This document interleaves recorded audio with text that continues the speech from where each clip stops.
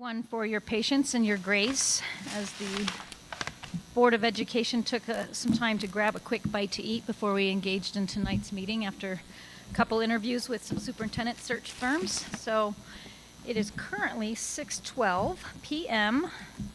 this wonderful Monday night on January 22nd.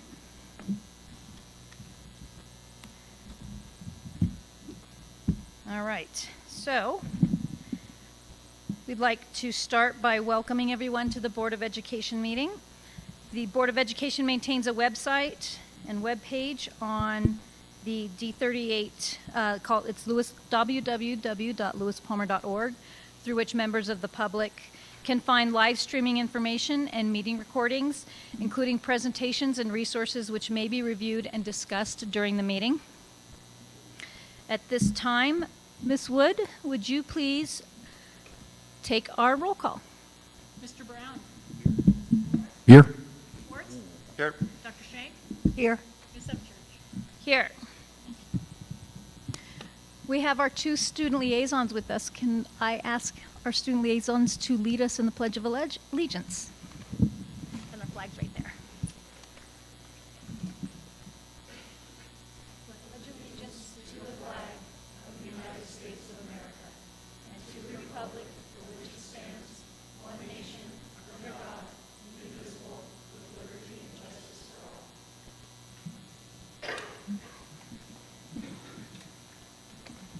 Thank you, ladies. All right, so moving along to A3, our approval of agenda. I would ask for a motion to approve the agenda.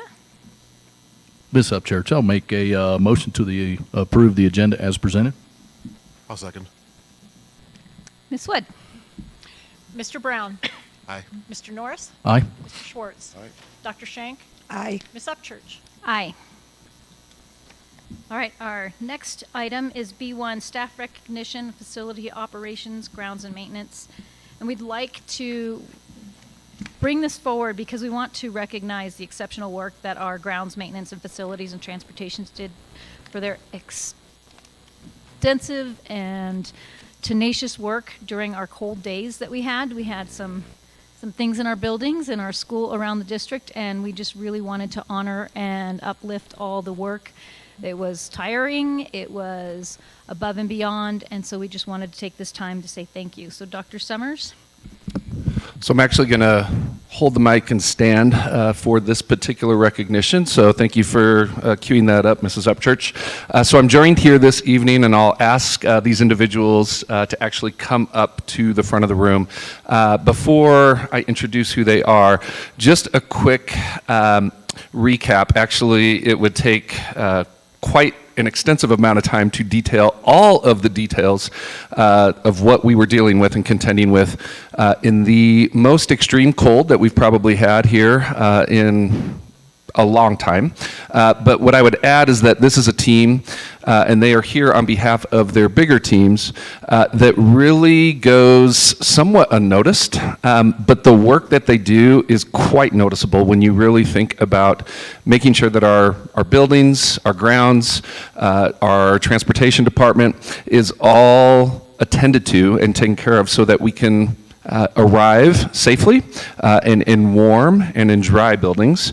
And so I emphasize warm and dry because that was primarily what we were contending with. A number of our buildings, unfortunately, just suffered some busted pipes and some flooding. And as I think Ricky had actually stated in a meeting that we had on Friday, was the first time that you've ever seen him shovel water a building to outside, and I don't know how many trips you were making with that, Ricky, but that's just one example of some of the many things that went in. But really what I want to emphasize and what's at the core of this team is a level of commitment and a work ethic and a belief in how important what we do is they never want us to miss a day. They want to make sure that our kids and our staff and our community is taken care of. And they do this without, I don't know that I've ever really heard them complain per se. They just do it with a smile, with the utmost professionalism, and they are just an absolute pleasure and a joy to work with and connect with. So I know that's a lot of words, but what I'm going to do is invite them to come up for a moment and then just kind of give you maybe a quick synopsis of something that was memorable for them over the last week. So I think we might be entertained by that. So I'm going to actually start with Chris Coulter, our Executive Director of Operations. Please come up.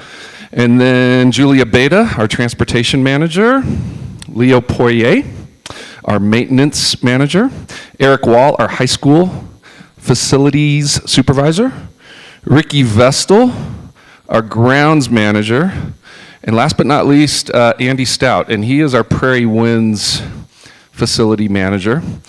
And so there is a number of names that we are also going to just have on scroll that are supported by this wonderful group of leaders. But I'm going to give them a chance to just say a couple words. And Julie, you're the first up to bat, so don't you love that? Go for it. Basically, whenever we have any kind of weather incidents, I do a lot of texting with Casey, a lot of communication with Ricky. And we try to be very diligent and conscientious of the decisions that we make and we provide Casey with, and we go by his leadership. The last week or this last weekend, we were concerned about the block heaters, which is the thing that that keeps our buses going. We use block heaters on the external plug-ins on the buses, and we also use Webasto's. And several of my mechanics came in and unsolicited and came in and worked for 2 days to make sure the block heaters were working and the buses were all running for our first day back. But thank you.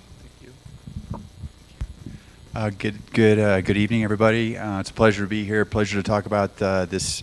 Well, the weather was not particularly fun, but the commitment of this team and the fact that phone calls got answered, cell phones. It was early on a Sunday when things started happening, and everybody answered their phone. And one of those things that we talk about all the time within the operations side of the house is willing is not enough. We must apply, and the ability of this particular team to apply their aptitude, their knowledge, and their ability to work together as a team. We learned a lot about what they want for lunch. They don't want pizza. They don't want pizza. But at the same time, seeing the congeniality, the workmanship, and coming together, it was very, very powerful to the gut to see how it all gets done. A lot of things you see, a lot of things you don't see that's either above ceilings or behind walls. But these are the folks that you're looking at right now that make all that happen. So big congratulations to them. Hello, everyone. Somebody had lunch. I missed out on that. Anyways, it was quite a day. Sunday morning, I got a call saying, hey, we got flooding over Lewis Parma Middle School, and what are we going to do? So over the phone, I talked to the technician that was on the phone. I tell him, hey, we got to do this, we got to do that. Get those boilers back up online so we can get the school heated back up. Because without those boilers, well, we could have everything freeze up. We just had a small portion of the school that had ruptured coils, so it was manageable, but it was still a catastrophe, if you ask me. When all that's happening, all of a sudden we get another call. Some fire alarm going off at Palmer Ridge. And Prairie Winds. Well, Prairie Winds, Ricky's trying to get a hold of me. Phone's ringing. I got water coming down. I'm like, oh, my God, what's going on? And fortunately, we had Ricky on site to be able to take care of things at Prairie Winds for us. So I ran over to Palmer Ridge with Eric, and, well, we have another break, water main from the sprinkler system. The reason for that was because of a heat pump that quit working on us. So unfortunately, that's not really on hand. We ended up having our superintendent run to Denver. He's in Denver, and he grabbed a compressor for us, brought it over, and that evening we had it back online. So it was a lot of work, a lot of teamwork, And, well, I'm not used to speaking, so that's about all I got, really. How many hours last week, Leo? I'm 37. I did 37 for the, Wait, for last week, no, that's the weekend. for the weekend. Just to be clear. So that was, we were off, right, on the holiday. Yeah, holiday weekend, and 37 hours total. What up? I'm Ricky. Yeah, so I just got a call from my warehouse manager because Leo called him, and so I rushed up, called all my team. My team answered the phone. We work outside, so we just did whatever we thought we could do. If you guys need lessons on how to shovel carpet with a snow shovel and get water out of your building, I could teach you. I mean, the dedication of my crew, the dedication of Leo and his guys, the custodial staff, like there was no drama. Nobody was like, oh, well, I'm in charge, I'm doing this. It was just a team of, hey, what can we do? I don't know, grab a shovel. Like we just literally just jumped on it, did everything we could to support Leo and get Andy, who's a really dedicated dude at his school. We love you. Just try to get him under control and let him know that he's not by himself. That's the biggest thing. In our department, sometimes you feel alone, but once you realize you got people to back you, life's so much easier. You can get through so much more problems, get so much more stuff done. So, thank you. Thank you. Cool. Okay, I'm Andy Stout, building manager, Prairie Winds, and I seen this district come together like it was unbelievable. The firemen first, they were phenomenal. They stayed an hour after we shut the valve off on that there, and they just screeded the water into the boys and girls bathroom because there's floor drains on there on break one. Then we had break two at about noon, and then Ricky's crew came to the rescue, and they just snow shovel everything we had. The water went away really quick. It was not on, not collected very long. And then we needed the cove mold tore off. Maybe a half an hour to do most of the school, tear the cove mold off without destroying everything. And it's just the behind the scenes stuff, Leo and his crew there, unbeknownst to us, the boiler got down dangerous low. We'd lost the whole school. But, Matt Maurer and others, they would have put a sleeping bag out there if they had to. They wouldn't leave it like that. But it was just like, I never seen such cohesiveness, in my life. And this guy rinsed his crew out, take them. But you got to run to keep up with them. They do not sit on their hands. And Eric Wall and his group there, the custodians got together. That carpet was done. I mean, the rooms were just falling like dominoes there. Fully loaded, fully furnished, out in the hall, back in, and it was amazing. I still can't hardly put my head around it there, but like I say, the collectiveness there and the support was unbelievable. And like I say, they wouldn't stop. They just went and went and went, and little ladies and stuff were just doing stuff they really shouldn't have been doing, but they did it all day long, and it was a sight to see. And I really proud of D38. They shined in a tragedy, but in our schools, we're up and running. The kids are going to be okay. The drywall's getting replaced and that there, but the loss that could have happened was catastrophic there, and everybody here prevented it there. Yep.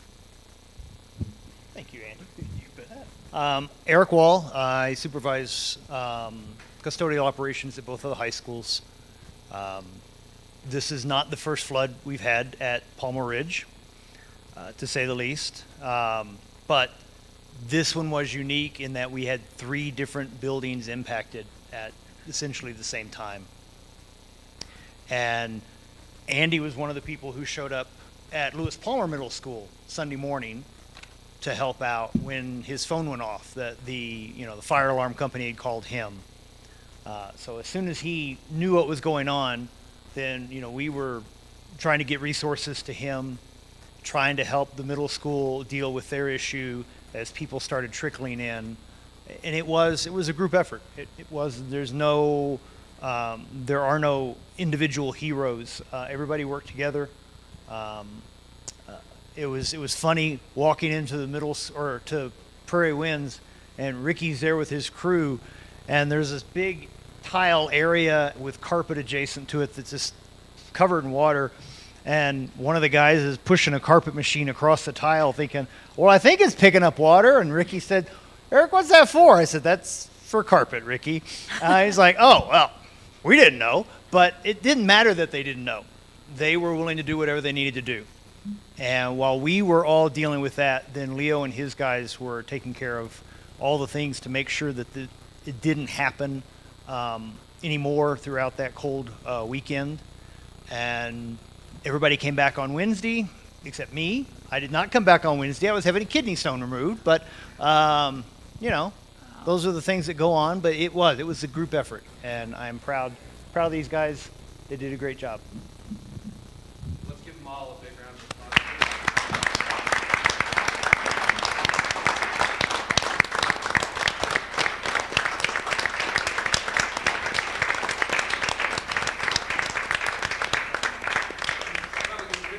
So, unless the board, did you have anything from the board's perspective, either questions or comments? I just wanted to share a comment. When I saw the photos, I was stuck on I-70 for 3 hours while it was shut down because of the cold and the snow. Just sitting there and thinking about you guys as I was getting news that my own pipes were burst in my own house, because when it's cold, and I don't think people realize and understand the behind-the-scenes work that goes on, not just now, but all through the entire school year. When summer's when nobody's in school and there's summer going on, you guys aren't out fishing. You guys are behind the scenes working on the buildings. Maybe you get to fish a little bit. But I just wanted to thank you for your teamwork and your tenacity and always putting kids first and the pride that you put into the work you do as a team. So thank you so very much for getting us up and running. And we weren't the only school district in the state. A lot of school districts across the entire state of Colorado. I don't think folks understand what it does for schools. And you guys really just jumped in and got it done. Thank you. Anyone else? Go ahead, Mr. Brill. I think it's been said. I just think you guys did an amazing job getting the schools back up and running and keeping the downtime to a minimum. I just wanted to say thank you. I don't know if the parents thanked you, but on behalf of them, what you did matters. You got their kids back into school, and the way you came together was the mark of professionals. The end result of what you produce is far more important than the people that did it, and that was the way you handled it. And that's what professionals do, and we appreciate it. Thank you. Should we cuddle? Yeah, I'll get closer, maybe a little bit that way. Yeah. Scooch. Want any board members in there? No. Sure, come on in. Absolutely. Yes, it is. Oh, you don't come on the phone. That's what we're doing. Why don't we move people this way? Didn't know everybody was here. Yeah, go this way. Direct us, Mark. Right this way. Everybody come this way a little bit. So we're more centered. Everybody come this way. A little bit more towards the center. There we go. I would joke, act like you like each other, but no.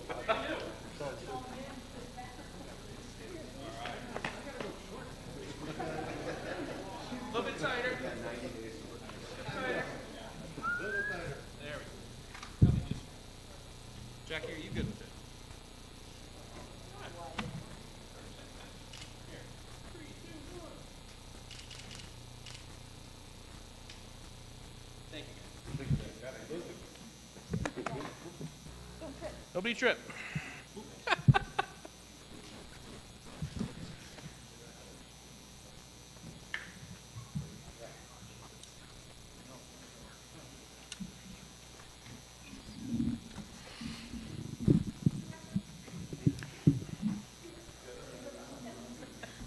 All right. Thank you again. To move along, we've started a new cadence, as everybody knows, this year, where we have student liaisons as part of our board meetings. And so tonight we have 2 student representatives that I would love to have Mr. Schwartz do the honor of introducing to the rest of us. Thanks, happy to. So to my right is Aubrey. By the way, both the students are from Palmer Ridge High School. They're both in the student council. And as part of our ongoing program to try to inculcate the student councils at both high schools into other forms of government. They've been kind enough to spend some time with us. To my right is Aubrey. She's been on Stuco actually for all 4 years. As you've probably heard before, these folks have lots going on. In Aubrey's case, she hosts Make-A-Wish, Mr. Palmer Ridge. She's on the tennis team and Wind Ensemble. So welcome. Thanks for spending time with us tonight. Kaya, to my left, is the Vice President of Palmer Ridge Student Council this year. She's also founder of the Environmental Club. She's involved with Key Club, RAD, and NHS, runs cross country, and is a wicked back checker in ice hockey. She's a center. So welcome. Welcome, ladies. And our next item, B3, is, or B2, well, we switched, but that's okay. B2 is actually Dr. Summers? Yes, it's me again. Or we could just skip this part humbly. There it goes.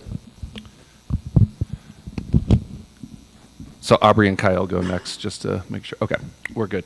So this is January, Board Appreciation Month. So the Colorado Association of School Boards has designated this month as School Board Appreciation. And so in honor of our school board members, D38 would like to thank all of our current board. So that includes Tiffany Upchurch, Chris Norris, Todd Brown, Dr. Patty Schenk, and Ron Schwartz for your steadfast public service to putting students first and helping make D38 a district that is not only accredited with distinction, but prioritizes the growth and the bright futures of every student in our care. So in order to serve the D38 family, our board members spend unpaid time away from their own families. They volunteer their time, their treasure, and their talents, and they serve with purpose and passion to elevate every child every day. They also check their egos and political ideologies at the door. They focus on the work that is best for all of our students, as well as our staff and our broader community through your advocacy for resources, as well as our strategic plan that's necessary to continue to improve student learning. You're also willing to grapple with complicated issues and set a positive example through your leadership at a local, regional, and state, and I believe even national level at this point, Mrs. Upchurch. You're headed to represent our great state at an upcoming legislative session at the nation's capital. D38 is grateful to have a board that shows up with integrity, courage, grace, and humility. So in closing, we have multiple gifts. This happens to be the night that you may need like boxes to take all of this home with you. So we appreciate all of the gifts that have been donated from various schools, and we have a few school leaders that are here this evening that I'm going to invite up as well to just say a few quick words. So I believe, let's see, we have Dr. Frank, Mrs. Johnson, Mrs. Coveney, and do you guys want to come up and just do a quick share out?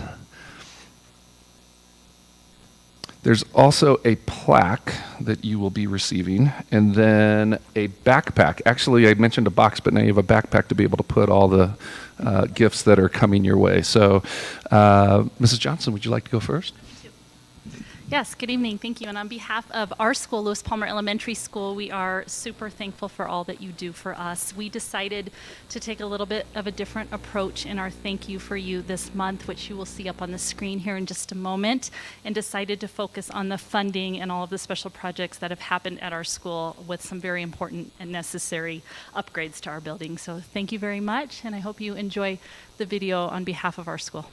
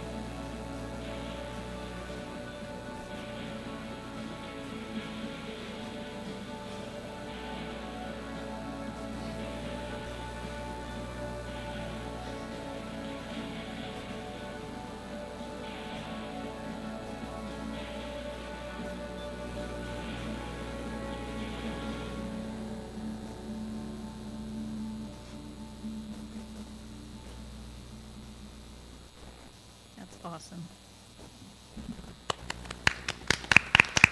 Those are our kids. And a special shout out thank you to Mrs. Pettigrew, and we had one of our staff members, Mr. Schofield, help us out with that cool drone footage. So thank you to them. That was wonderful. Thank you. Hi, good evening. I'm Brittany Coveney from Prairie Winds.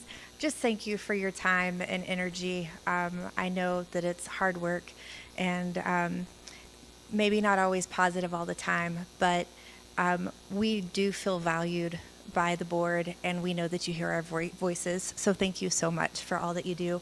I would love to invite you to Prairie Winds at any time, especially now as we're doing some remodeling in the building. You're welcome to come join and be part of our journey. But again, thank you very much. Thank you. Hello, school board, and like two other principals said, we just want to thank you for everything you do. It's fitting, Dr. Summers, you talked about unnoticed sometimes when we were talking about our maintenance crew and our custodians, and no question doing this for free, and the commitment that you do and that you care about the students, the parents, the staff, all the teachers. Just want to say thank you on behalf of Palmer Ridge. We did get you a nice engraved glass for your beverage of choice, and we appreciate everything that you've done for the district. And then if the two of you want to deliver a gift from our student council. So thank you very much.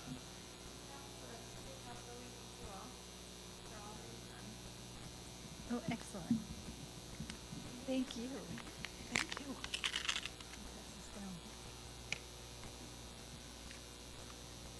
Thank you all so very much. Thank you, ladies. We'll pass this down. And I'm sure each of us will have words to say during our own public comments. It's always very humbling. Always very humbling. January is always humbling for me personally, because I think we are all doing this for the kids. It's not about us at all. So,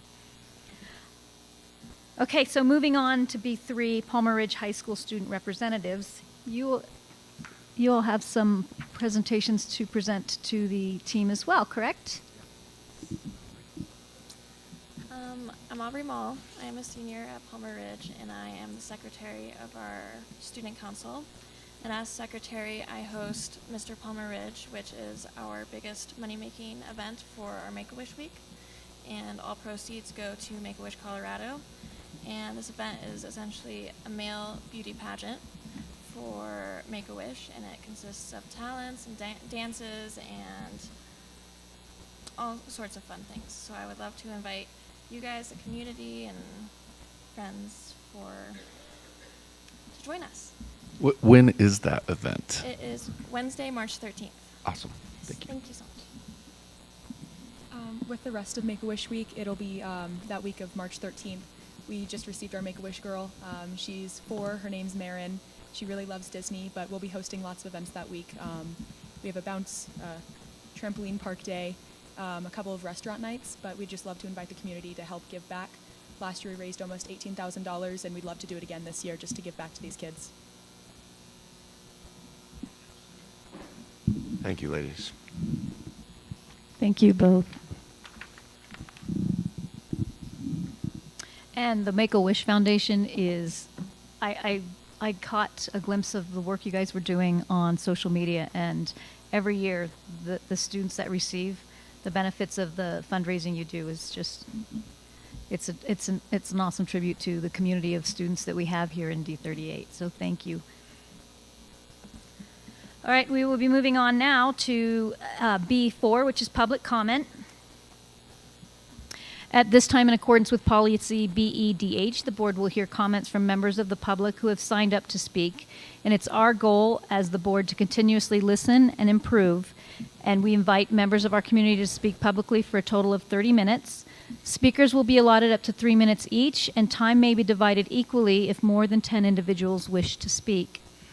Groups with a united concern may be asked to appoint a spokesperson for that reason. The Board of Education does not expressly or individually respond to public comments, and to this point, comments expressed do not represent the position or opinion of the Board of Education here in D38. And finally, we ask that you keep comments shared appropriate for our preschool through 12th grade audience and respectful at all times. Should you have an issue with a staff member that you would like addressed, please consider sharing these criticisms and concerns with the superintendent, who is responsible for supervising all staff and involving the board as necessary. Ms. Wood? There were no comments.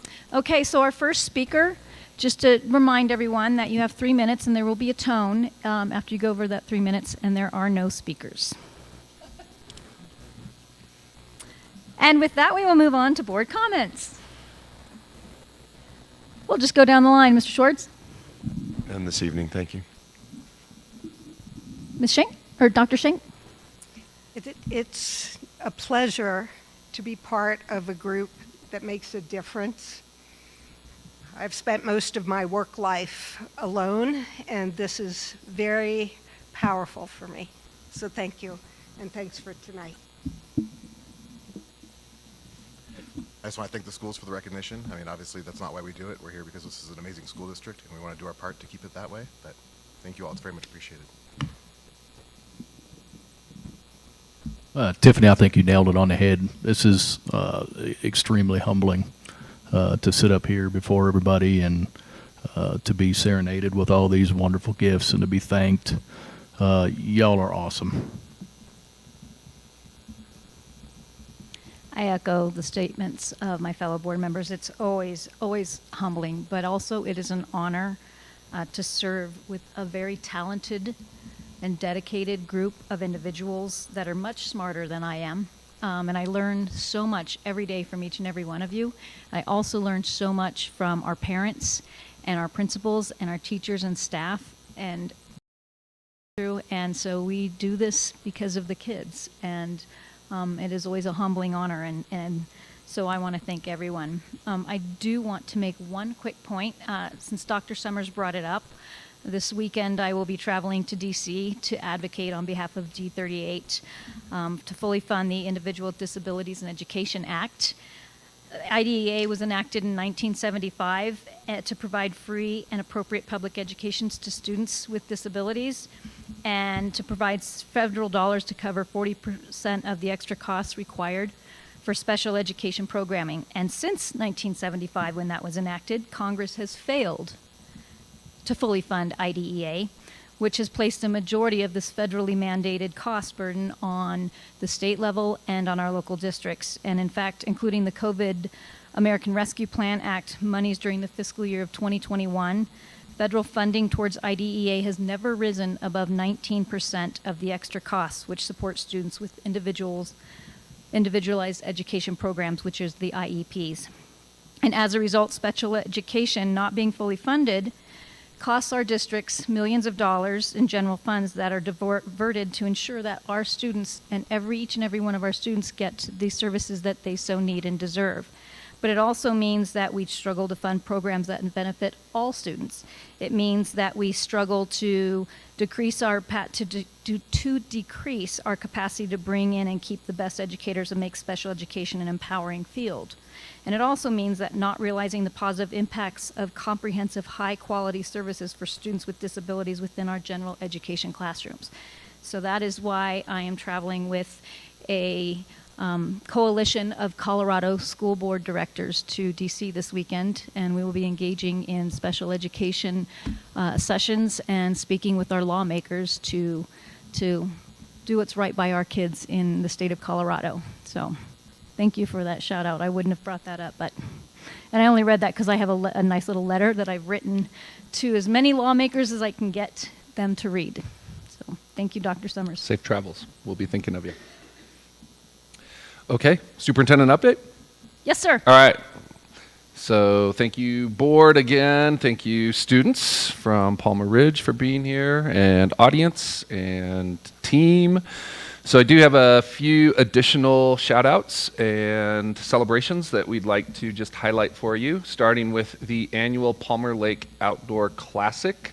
This is the third year that we have hosted a community-wide event, and if you haven't had the chance to be there, although I believe Mrs. Upchurch was there and a few other members of our team, and it's just a fantastic showcase, not only of our community, but really an opportunity for everyone to come together in the cold, no less. And we had 4 schools that participated this year: Lewis Palmer High School, Pine Creek, Palmer High School, my alma mater, as well as Mrs. Upchurch, and Chaparral. So that was a special time and event. And again, just a big shout out to our Lewis Palmer hockey team, as well as all the individuals that go into making this a fantastic, successful event. We're going to keep on going. We had a PRLP wrestling match. That was a great showcase among both schools, and anytime we have both of our schools competing in an event such as this one, there's obviously the competition and the camaraderie and some of the rivalry, but it's just another great example of how wonderful this community is when it comes together. I was actually talking about this on Friday night as well with an audience member at the PRLP basketball game. And what's most impressive for me at these types of events is just the way that our students show off their spirit, but in a manner that also elevates sportsmanship and taking care of each other. And yes, we like to cheer our own schools and our teams, but it's just a wonderful time to be able to see all of our student athletes enjoy the spirit of the competition and the community to be on showcase. So again, big shout out and kudos there. Our Lewis Palmer High School JV cheer team is champions. So they conducted an undefeated regular season and were crowned champions at the JV Invitational. And this is going to precede national championships that are right around the corner for our varsity team. So good luck to all of our hardworking cheerleaders. 'Tis the season for high school choice nights. So last week, I believe we were able to pull off the Palmer Ridge choice event showcase. And that draws so many interested students and families, not only in our community, but also from outside the community to explore all the different options and programs that our schools showcase. And then actually this evening, simultaneous to this meeting is the Lewis Palmer High School Choice Night as well. So as we like to say, and I think this was brought up at the middle school last week as well, you really can't go wrong in the choices that we have in our system. So we're very excited about all of our incoming freshmen that will start their, what is it going to be, 2028? Class of 2028. That makes you feel just a little bit older. We also had a number of Palmer Ridge High School artists that have received statewide recognition. So a big shout out to our Gold Key winners, Sydney Livingston with the Denver Art Museum and Caden Meshling at 40 West Gallery. And then our silver winners include Kevin Porter and Virginia Dilfer. And then we are also very honored by one of our former band directors, longtime middle school director Mike Mozingo has joined the Colorado Music Education Association CMEA Hall of Fame for 2024. Mike, who's also affectionately known as Mr. Mo, spent 27 years mentoring musicians in our district, both at LPMS as well as Lewis Palmer High School before his retirement. So a big shout out to Mike for those years of service and a congratulations to him on this worthy recognition. And then in the spirit of arts and music and all the great things that are happening in those arenas, we are also proud to share that we began a community arts conversation. I believe we had close to 40 attendees at a conversation that we hosted last Thursday that not only elevates the importance of the arts, but really takes a closer look at what is the future of programming in our system. And a former board member, as you may know, Mrs. Teresa Phillips, is taking a lead in collaboration with our district team on helping facilitate these conversations. We look forward to some upcoming recommendations from this group that will help spur some additional ways that we can look at programming in our district and build off of the great traditions and success that we've had. And so we just wanted to spotlight that and thank those individuals that had the opportunity to come out and spend some time in that conversation. And then Palmer Lake Elementary School hosted recently a literacy night. That was another opportunity to showcase the importance of reading and imagination. And so it's always a great time not only to bring students, but also our families into the arena, so to speak. And this particular evening had the theme of a superhero. So you can see some of the great costuming and conversations that occurred, and big shout out there to Palmer Lake staff and families for engaging all of our students in their love of reading. And then lastly, just wanted to give you a quick heads up and an update related to leadership hiring. So we do have a number of positions that we are currently advertising and in the process of interviewing for. So in the near future, we are anticipating by our February 26th meeting, bringing forward our official recommendation for the Palmer Lake Elementary School principal hire. As a quick reminder, Mrs. Peggy Griebenow is making her transition into a literacy grant coordinator position. So we're right in the middle of bringing candidates forward, and we'll have an awesome day of site interviews in the near future. So thank you to the advisory team who is giving time and energy to that process. We're engaging also in a process for our Lewis Palmer Middle School principal new hire, and that should also be something that we are timing up ideally for our February 26th meeting. And then in the process as well of hiring for a special education director, as Mr. Rick Frampton is currently in the process of retirement. And then we will be, and currently have posted, the Director of Planning, Facilities, and Grounds. So that position has been posted, and we've got a timeline that will be, or TBD, so we'll keep you posted on that as well. And unless there's any questions from me, that concludes the update, and thank you for your engagement around this. Fellow board members, do you have any questions for our esteemed superintendent, Dr. Summers? Nope. Thank you so much, sir. And with that, I think Mr. Ridgway's up to bat. So, thank you, Dr. Summers. Thank We're you. moving on to item D1, or not D1, I'm sorry, it's B1. C. C1. One of those Go through letters. the alphabet. How about Z? Anybody got a Z? How about bingo? C1, our final 2023-2022-23 district audit report. My apologies. I was at a Colorado Association's Board of Directors retreat this weekend, and we went about 12 hours a day. So I've been a little bit lack of sleep, so please accept my apologies for stumbling. No worries. I may not even spell my own name correctly tonight. No worries. Okay. Okay, go. Yes, sir. Okay, please. Brett Ridgway, Chief Business Officer. I'm here with Tom Sester, who's a partner with Holting and Company, who performed our annual audit for the fiscal year ended June 30th, 2023. This is the first year that Holting has worked with us on this. Microphone, sir. Okay. And this first year that Holting has worked with us on this, so he'll be making a presentation. The full audit report is in here.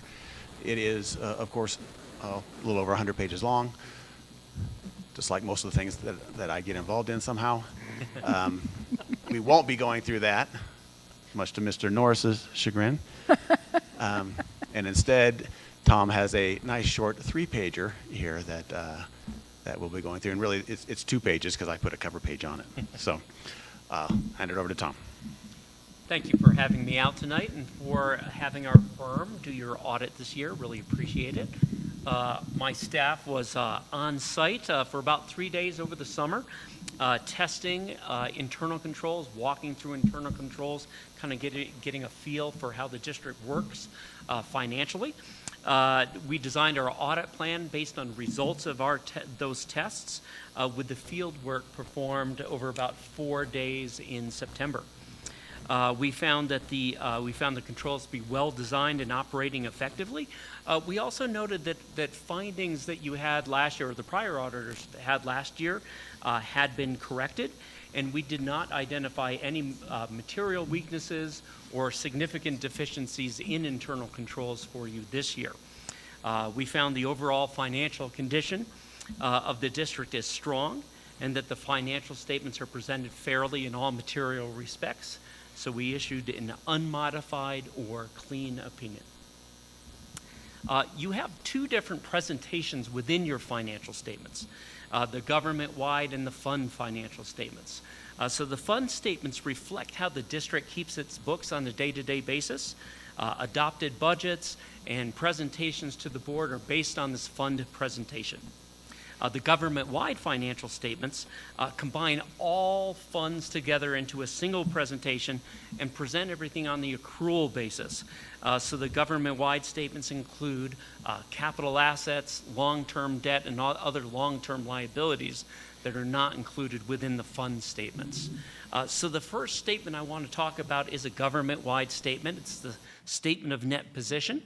And the statement of net position is essentially is the balance sheet, if you will, for the entire district. And I'm going to hit a few highlights here. Cash and investments for the year were down about $5.9 million, primarily as you completed construction projects. Other current assets were down about $1.4 million, primarily due to a decrease in grants receivable, or essentially you received prior year receivables and had less receivables this year. Capital assets, net capital assets were up about $6.8 million as about $9.9 million in capital outlays exceeded depreciation for the year. Overall, liabilities were up about 11%. Long-term debt was $40 million at year end. Para liabilities were $85 million at year end, which was a $19 million increase from the prior year. And I'll pause on that for a second. So your para liabilities are the district's proportionate share of para liability. So that's part of an accounting standard that came out about 10 years ago. So these have been in your books before, but that's your proportionate share of that liability. However, I should point out that what you are obligated to pay is what is calculated for your individual employees as it's been for every year. So you make your contributions into para based on that, I don't know, 20.38% at this point. But that's your recording of that long-term liability. Ron? So is there any function to the para long-term liability figure? Probably to well, let me see. Any, Sure, let me rephrase it very specifically. Mm. Is there any district level fiscal function? There is not. That's what I thought. There is not. It's Okay. more of a political function. Exactly, exactly. So let's just all, as a team, make sure we understand the value of that number. Thank you. And changes in Para 2 are affected by actuarial changes, district contributions, as well as state contributions. And we saw that go up pretty much by about the same. That liability went up by about the same amount it went down in the prior year. So it tends to fluctuate a bit. Overall, net position was up $9.2 million for the year. Getting into more familiar territory and looking at the general fund. So the general fund is the main operating fund of the district. And here in number 4, really looking at a ratio of your expenditures to fund balance for the year. And you're sitting at covering about 95 days of expenditures with your ending fund balance. Really, you know, anything 90 days or more is, I would consider a strong ending fund balance. And also I'll point out that total fund balance in the general fund was budgeted to go down about $2.2 million, but the actual decrease was only about $350,000. So good results in the general fund again this year. I talked about long-term debt earlier. Yes? What drove that delta? Let's see. That's quite significant.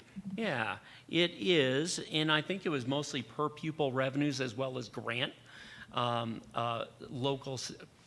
state grant funding, which is all by on a per pupil basis.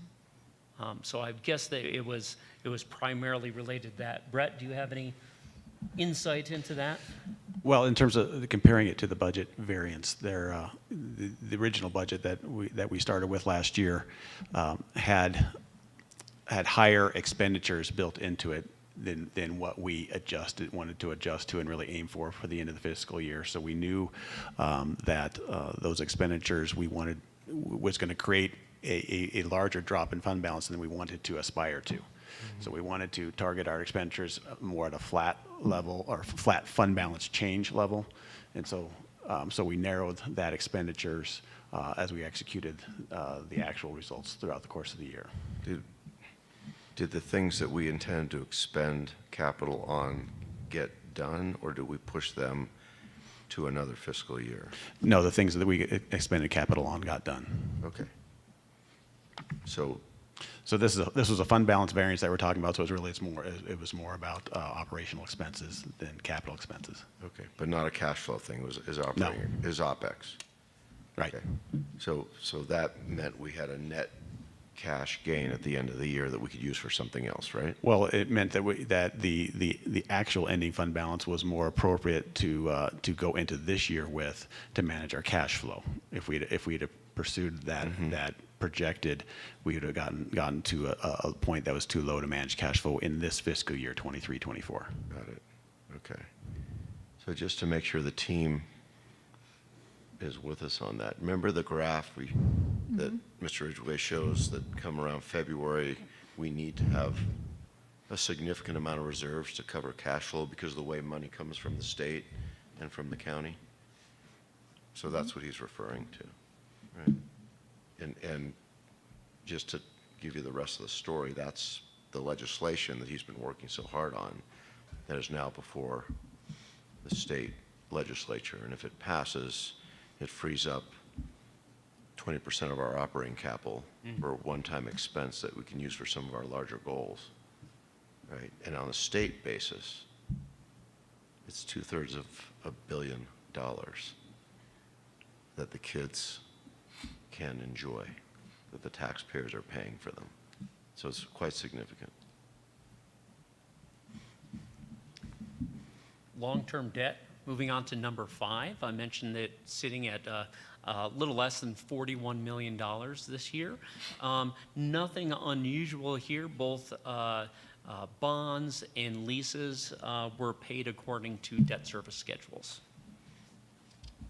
moving down to number 6. So what I'm showing here is actually kind of a repeat of a required report at the very end of your financial statements, kind of a culmination of everything that the finance department submits to CDE, and shows the beginning fund balances and how you get to the ending fund balance. We talked about the general fund already. So looking at the grants activity, that was up about $1.5 million from the prior year. That always has a zero ending fund balance as you earn your revenues based on your expenditures, but that activity for the year was up $1.5 million. That was primarily due to COVID-related monies, and those are getting wound down this year, and I would guess it would be lower, but I suppose you'll find out. You probably know already, Brett. Oh yeah, it'll definitely be lower. After, we are wrapping up the ESSER activities in the 22-23 year. Just a little bit of trickle into 23-24, but nothing compared to what we did before. Right. And then I'll highlight the capital reserve fund balance as well. That's down $7.1 million, but that was as a result of district projects being worked on and completed. So not an unusual situation there. A big component of our audit, both on the for the financials, but also for the grants portion of our audit, is a focus on internal controls. I mentioned this earlier on, but control findings that you had last year were cleared up this year. So we review for those to make sure that those have been addressed, and they were. We did not identify any other significant deficiencies or material weaknesses that had to be reported back to Brett, reported back to the board. Also, a large component of the audit is our audit of federal awards. And this year, each year there's a focus on particular significant grants or grants that are kind of come up in the rotation that haven't been audited in a few years. But the two audits of, or the two grants of larger significance that we audited were the SPED grants as well as the ESSER grants. And ESSER grants are considered more risky because it's big money, it's new money, that sort of thing. So for us, but I guess this is somewhat of a requirement too, unless it's really insignificant. But the federal government has said, you know, we want you to, or the U.S. Department of Education has said, we want these audited every year. So we do what they say and we audited them. So we had no compliance findings, and really particularly over ESSER, with it being a new grant, and Brett can.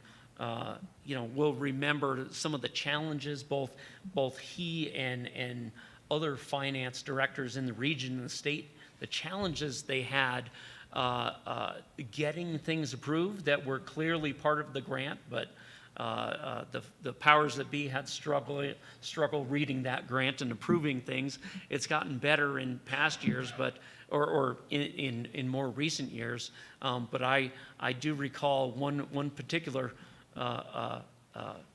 CFO got something approved, and another CFO said, well, can I use that and use your submission and just tailor it for me and send it in? And she got rejected. So that was the challenge of some of the ESSER grants. Yeah. So with that, kudos to Brett and his staff for just being on top of those compliance requirements and doing the job right as far as the grants go. Last, I just want to express my appreciation, our firm's appreciation for bringing us on this year. Thank you to all of the finance department staff for the good work they did, and thank you for Brett for getting the audit over the finish line here and getting submitted and finalized. But I'm happy to entertain any questions if anybody has any. Why is everybody looking at me? You got yours in, right? Oh, I got the first two in. Anybody have any questions?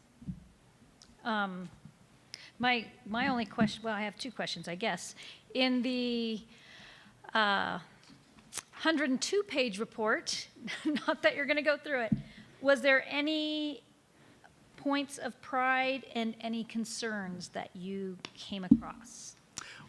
Well, I touched on the I suppose the points of pride, and that would be that I think for a few years now, you've had findings. You've had challenges getting the audit across the finish line and done. And this year you had no findings. That's a big deal. Even though you might see a finding that's a quarter of a page or a third of a page long, what goes into that and what goes into fixing it and getting on top of those things can take quite a bit of work. So I think Brett coming on board and being able to rally his staff to get on top of things, as well as getting the support from you all to be able to do the job properly. That's just a big kudos to Brett and to the board. Any concerns or thoughts on that end? No, I don't think so. I think one struggle which probably made the audit, go into the year and need an extension was just historical data being difficult to get a hold of. And that's not on the current folks, it's on the folks that didn't keep it in the first place. So had some initial challenges there, just making sure we were calculating and reporting the appropriate numbers for things like long-term debt and that sort of thing. But in the end, we were able to satisfy ourselves as to those items. Well, thank you for the work you've done, and also thank you, Mr. Ridgway, for putting a new set of eyes on this, and for the work that has gone into everything this is just with D38 in general. The amount of work that you've put into this, and the points that I saw on the page, the 30-pager. A, I understand it better now. B, it's very transparent. And C, it's very thorough. And it's good to see when we're on a good track. So thank you, sir. You're welcome. Thank you. Yeah, 18 months since I came on board here, and this being the second audit cycle then being completed, it is pleasing to be able to step back and just look at the results of this year versus what we were talking about a year ago, and seeing the improvement. And so I do appreciate, again, the Holting team coming in and giving us those fresh set of eyes, and helping us make sure that we were doing the right things that we believe we should be doing, and they gave us that assurance. Thank you. Mr. Schwartz. Yeah, a couple things. Number one, given your assessment of where the district now is, are we fiscally accredited with distinction? I don't know. Does that have I would say so just in general, yes. Okay. Unless it's an award I'm not aware of. But We'll create it. All right. So the great point is, 5 years ago when I came in, or 4.5 years ago when I came in here, there were a lot of messy, sloppy things that needed to be cleaned up. And I think the team has migrated to quality, and it's really starting to show. But in the spirit of not leaving any dollar unused for the education and safety of our children, I do have a question. You were diving deep into ESSER funds, and ESSER funds really are COVID relief funds. Mm-hmm. And according to the GAO, as of a year ago, there was $90 billion of unspent COVID relief funds at the states. Do we have any idea where Colorado is on that, and how much lives at the Department of Education? Yeah, I don't know, other than CDE does an assessment early on for each of those components of the ESSER grants, the ESSER 1, 2, 3, and the various components. I think there's multiple components of ESSER 3 right now. So I guess one thing I'd wonder is, I tend to think that anything Colorado as a state would have been allocated. The question is, was it utilized by the individual school districts? I tend to think so. I don't think I've had any districts that I'm aware of that have left money on the table, because that comes down to the good management of the district's financials, if you will. Mr. Ridgway, any thoughts on that? Do we know if the department has exhausted all of the COVID relief funds that it received over the years? I haven't heard about any funds sitting stagnant at that level, no. Okay. Just didn't want to leave that stone unturned. Yeah. Thank you. One more question for you, Mr. Ridgway. Okay. So when our bill comes up, can you give us a heads up on when to testify? So Senate Bill 24-017 will be heard in Senate Education Committee next Monday at 1:30 p.m. And Mr. Ridgway will be testifying.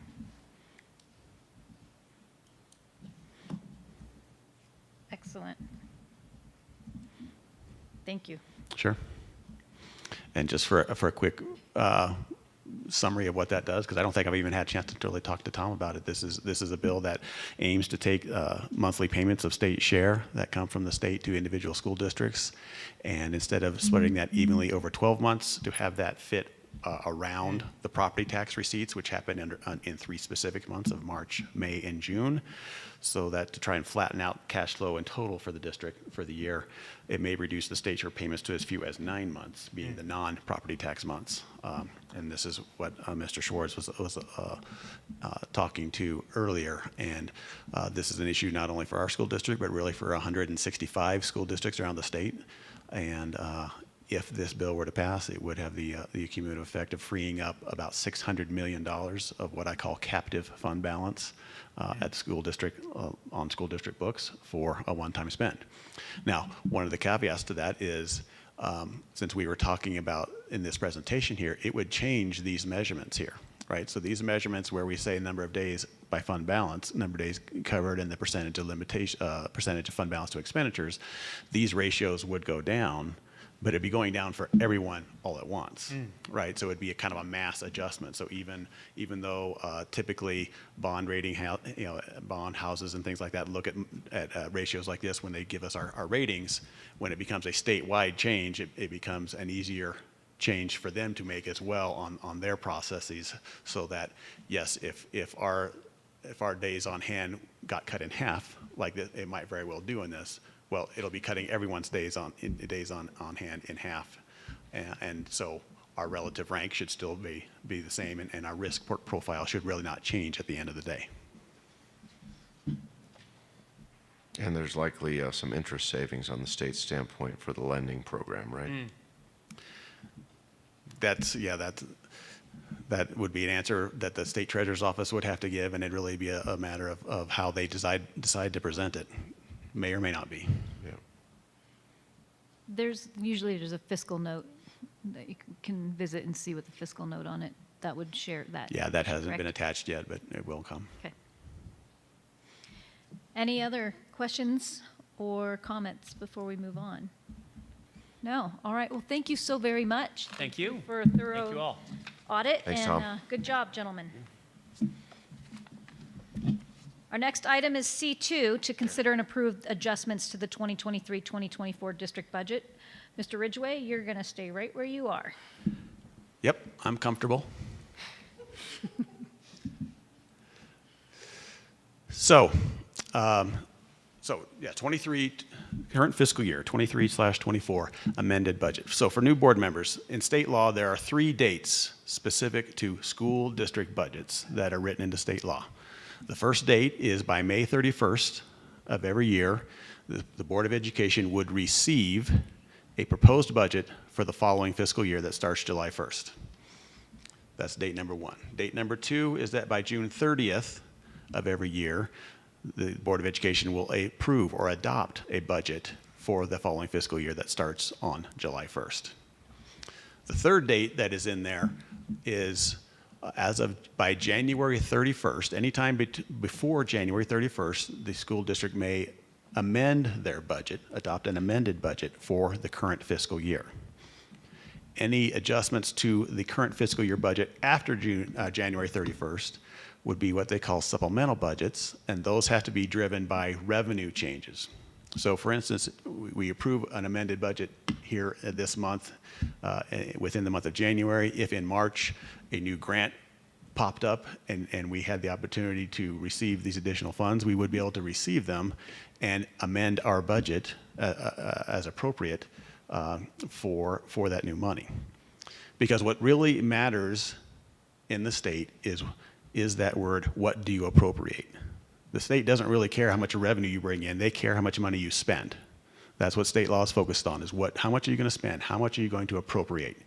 And that's essentially what we do when we approve a budget, either the original adopted budget in June or what we do here in January as an amended budget, is we're making an appropriation. We're basically forecasting this is how much money we propose to spend during this fiscal year. So that's the background of everything that we're doing here. Now, stylistically, what I do with the original budgets that we do in June, for every single fund, I typically present those as a balanced budget, meaning the revenues and the expenses for the year will equal out, which means that the beginning fund balance will be the same as the ending fund balance for that fiscal year. That's what we do with the original adopted budget. When we get to the amended budget, there are certain funds where we increase, or I recommend to increase the appropriation to take into account either beginning fund balance or beginning deferred revenue balances. And so that's kind of something that I'll go walk through here with us then this evening.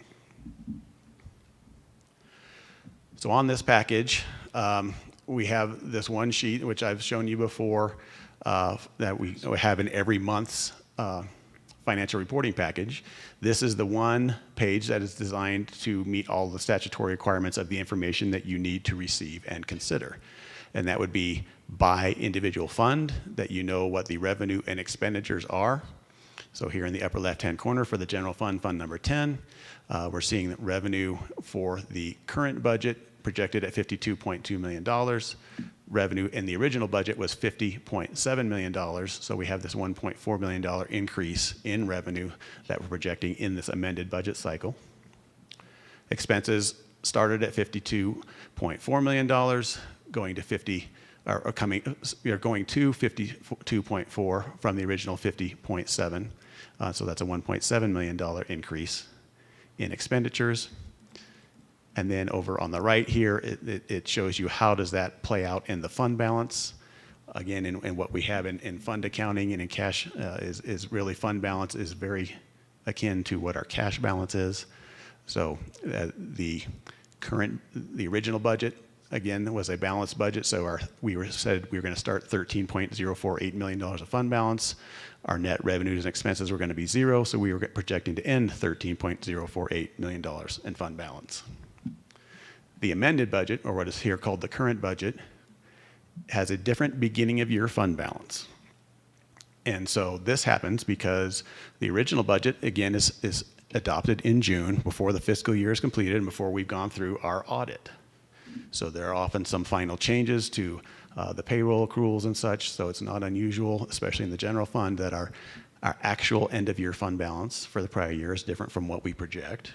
In this case, you see it's about $300,000, actually a little bit less, $250,000 is higher than what we projected.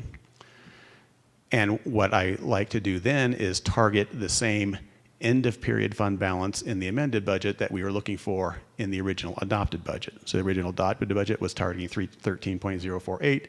This amended budget proposal will be targeting $13.049 million. And so that's a $265,000 decrease in fund balance over the course of the year is what I'd be suggesting. And that is why the expenditures that I'm recommending are going up a little bit more than the revenue increase that I'm projecting. So that $265,000 is $265,000 more expense than the revenue is changing for the general fund. Yes? And that's the converse of the previous fiscal year, right? Where we left a little more in the general fund. Right. Right. Yeah. So the net for 2 years is still plus $750,000.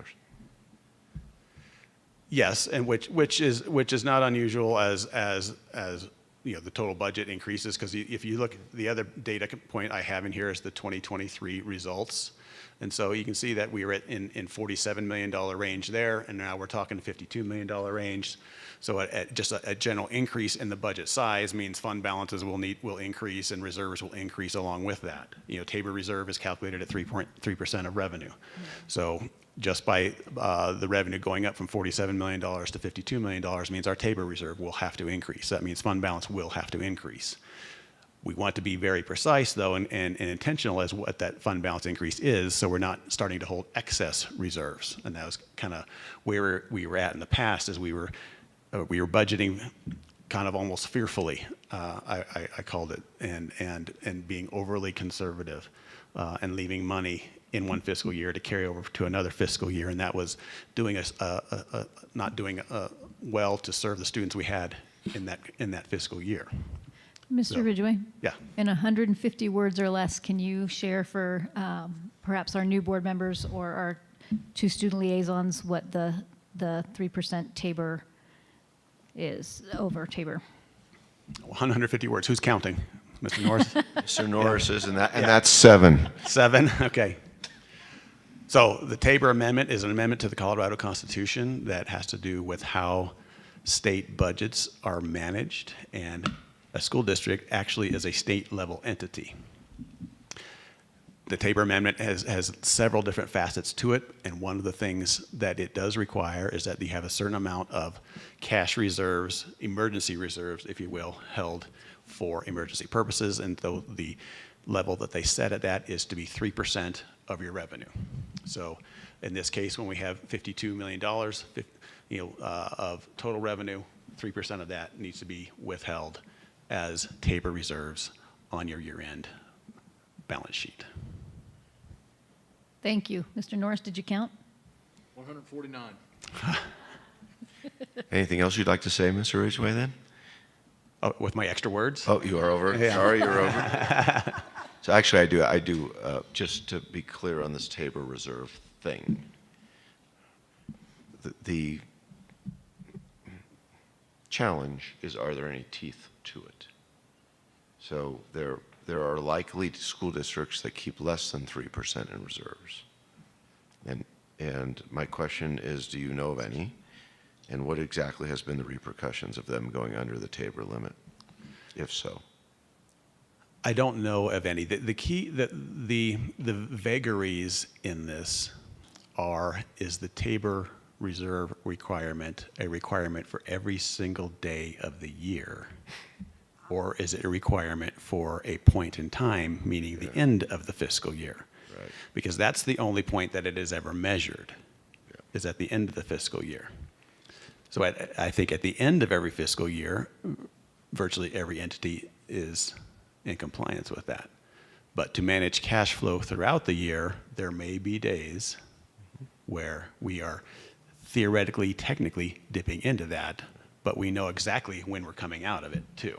Yeah. And the taxpayers were prudent when that law was passed. Tabor's Taxpayer Bill of Rights have basically said you should have a couple weeks of money available in the unlikely event that your funding gets delayed or something, so you can keep your entity moving. And that's the goal of that, is so that there's a degree of fiscal responsibility there so the kids don't suffer. Of course, cynically, when COVID hit, and we thought that was a pretty big emergency, but the state said, no, you can't use emergency reserves. Okay, I don't know what else we're waiting for, but apparently there's something worse. Rainy days. Yes, rainy days and COVID. And cold days. And cold days, yes. Thank you. Thank you. So we digress quite a bit. Mr. Norris, keep us on track. So this whole page is every individual fund going down the left side, and that same data set of numbers going across the various columns to talk about what we're proposing in changes of revenue and expenses, how that's going to affect the fund balance, et cetera. If I do zoom back in, I will demonstrate a couple of things that in the amended budget cycle I want to do a little bit differently. I always suggest that we do a little bit differently, and that is to, again, appropriate some of our beginning fund balance and or beginning deferred revenue balances. And so it's specifically not for general funds, not for the general fund. It's for other funds that have specific purposes. So they really have already been defined what they're going to be used for. The question is, when will we be using it? And so, like a good example here is in the capital projects. We have a slight revenue adjustment, but we're really making sure that the expense adjustment would appropriate the full amount so that potentially by the end of the year we could have $0 of fund balance in that particular fund. And that would be appropriate for that fund because we've already determined what the projects are going to be. Really, the only reason that should ever be a carryover fund balance is if we don't finish the projects that we have slated for the current fiscal year. So we're going to plan to do the projects, assuming when they don't happen, that's when an ending funding balance happens. But we want to plan that we complete those projects, so we want to appropriate that full amount. And we had just for the new board members, we had a history of successfully kicking the can down the road on a lot of things until it became an explosion. So getting, again, back to quality, getting back on track with a cadence gets us to equilibrium. I do have some graphs. Okay. Okay. Well over 150. So these graphs are again just to show those key points. This was the adopted appropriation for each fund. You can see again, we always talk about the fund. General fund is where all the action happens. That's where we have $50+ million worth of appropriation, and each of these other funds has something, $5 million or less usually. We also have the coding in there to give you some indication of what type of funds they are: local discretionary funds, capital program funds, special revenue funds. Those are some more technical terms that I won't dive into right now. So that's the adopted appropriation. Here is the change in appropriation then that I'm recommending in this process, with a little bit of explanation of what the change is about. So, for instance, in the general fund, I showed you that $1.7 million on that first slide. And so here it is on the graph, and there's the $1.4 million of revenue change. So the difference, the fact that revenue, the expense change is a little bit higher than the revenue change, comes out in that call-out box where it just says it's the excess carryover of prior year fund balance, where I said we were about $300,000 higher, or $265,000 higher. So that is here in the appropriation on this chart. In Fund 22, we have the adjustments related to carry over the prior year deferred revenue, and then adjustments related to prior year carryover of fund balance in these funds: 15, 43, 25, 21, and 23. And again, those are all not general funds. It means that we've already declared what that money is going to be spent on. We'll exactly spend it on that, and we want to make sure that we can manage our way as close to zero as we can with those funds in terms of ending fund balance. Or what might be an example of special revenue funds, grants and things like that? Special revenue funds, example is nutrition services. Example is transportation funding. That generate revenue. It's money coming in for a specific purpose that will only be spent for that specific purpose. So that revenue is specific. It's special revenue, meaning not general revenue. Purpose built. Yes. So the variances, then this would be the ending appropriation projection is what I would be recommending. Then I have pages if you really want to dive into all the numbers. So each individual fund has that same result in terms of numbers, along with some of the historical trends that precede this fiscal year. So we have that for each individual fund, one page per fund going through here. And at the bottom of the package, we get to the appropriation resolution slide, which talks about each individual fund number, what was the original adopted appropriation, what is the amended appropriation being recommended, what is the change, the delta for that.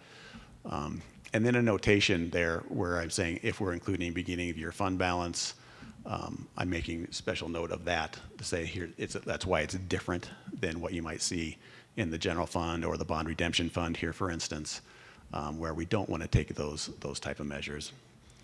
By the way, this does include the Monument Academy information, because as the district board and as the authorizer of Monument Academy, it is appropriate for you to basically sign off on their recommendations for amended budget as well. So the total appropriation for the school district includes the Monument Academy numbers as well. So our total appropriation started at $105 million, projecting $113 million for an $8 million increase. The source of that change is, again, beginning fund balances, deferred revenues, and then revenue-based changes are the sum total of those $8 million worth of changes. The operated schools is going to be $89 million of the 113, meaning Monument Academy is $24 million of that 113. Okay. Can we move on to, so there's two motions that we have to consider tonight. Can we move to, before we go into both motions, can you go over quickly the transportation part of this? Yes, thank you. So that is the general gist of what we want to do with the amended budget. I did want to delve in more particularly into the transportation fund, fund number 25. And so in board docs, you'll see a separate presentation there. And so I'll just want to walk through this in particular because this has been something that's been on our radar for a while, and something I think we'd like to come to the point of really making some change in this area. Transportation fund number 25 as a special revenue fund should be really managed at a $0 fund balance at year to year, especially because it is supported primarily by revenue transfers from the general fund. So there's really not any need, it's not appropriate in many ways to allocate more money out of general fund per pupil revenue to transportation than we need there. Nevertheless, that's something that has happened in the past. And so we have this amount of $867,000 of fund balance that we came into, really not even just 23-24, but even 22-23, we came into the year with this amount of fund balance.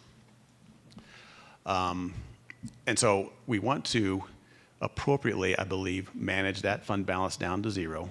Because it is in fund balance, that means it's a one-time spend opportunity. And what do you do with one-time spends is you look for capital items or other infrequent spends, meaning non-personnel. We're not going to spend this money on fuel. We're not going to spend this money on paying bus drivers. But there are things in the transportation program that can and should be done that represent more capital-oriented spends. And so basically a proposal in the amended budget here is to spend down this $867,000 of fund balance in two ways. One is to reduce the revenue allocation in the current fiscal year by about $300,000. So where it started at $1.9 million for this year would go down to about $1.6 million. That's a way for us to assist the general fund, again, in a one-time capacity. And then the second point is to make some one-time spends for assets.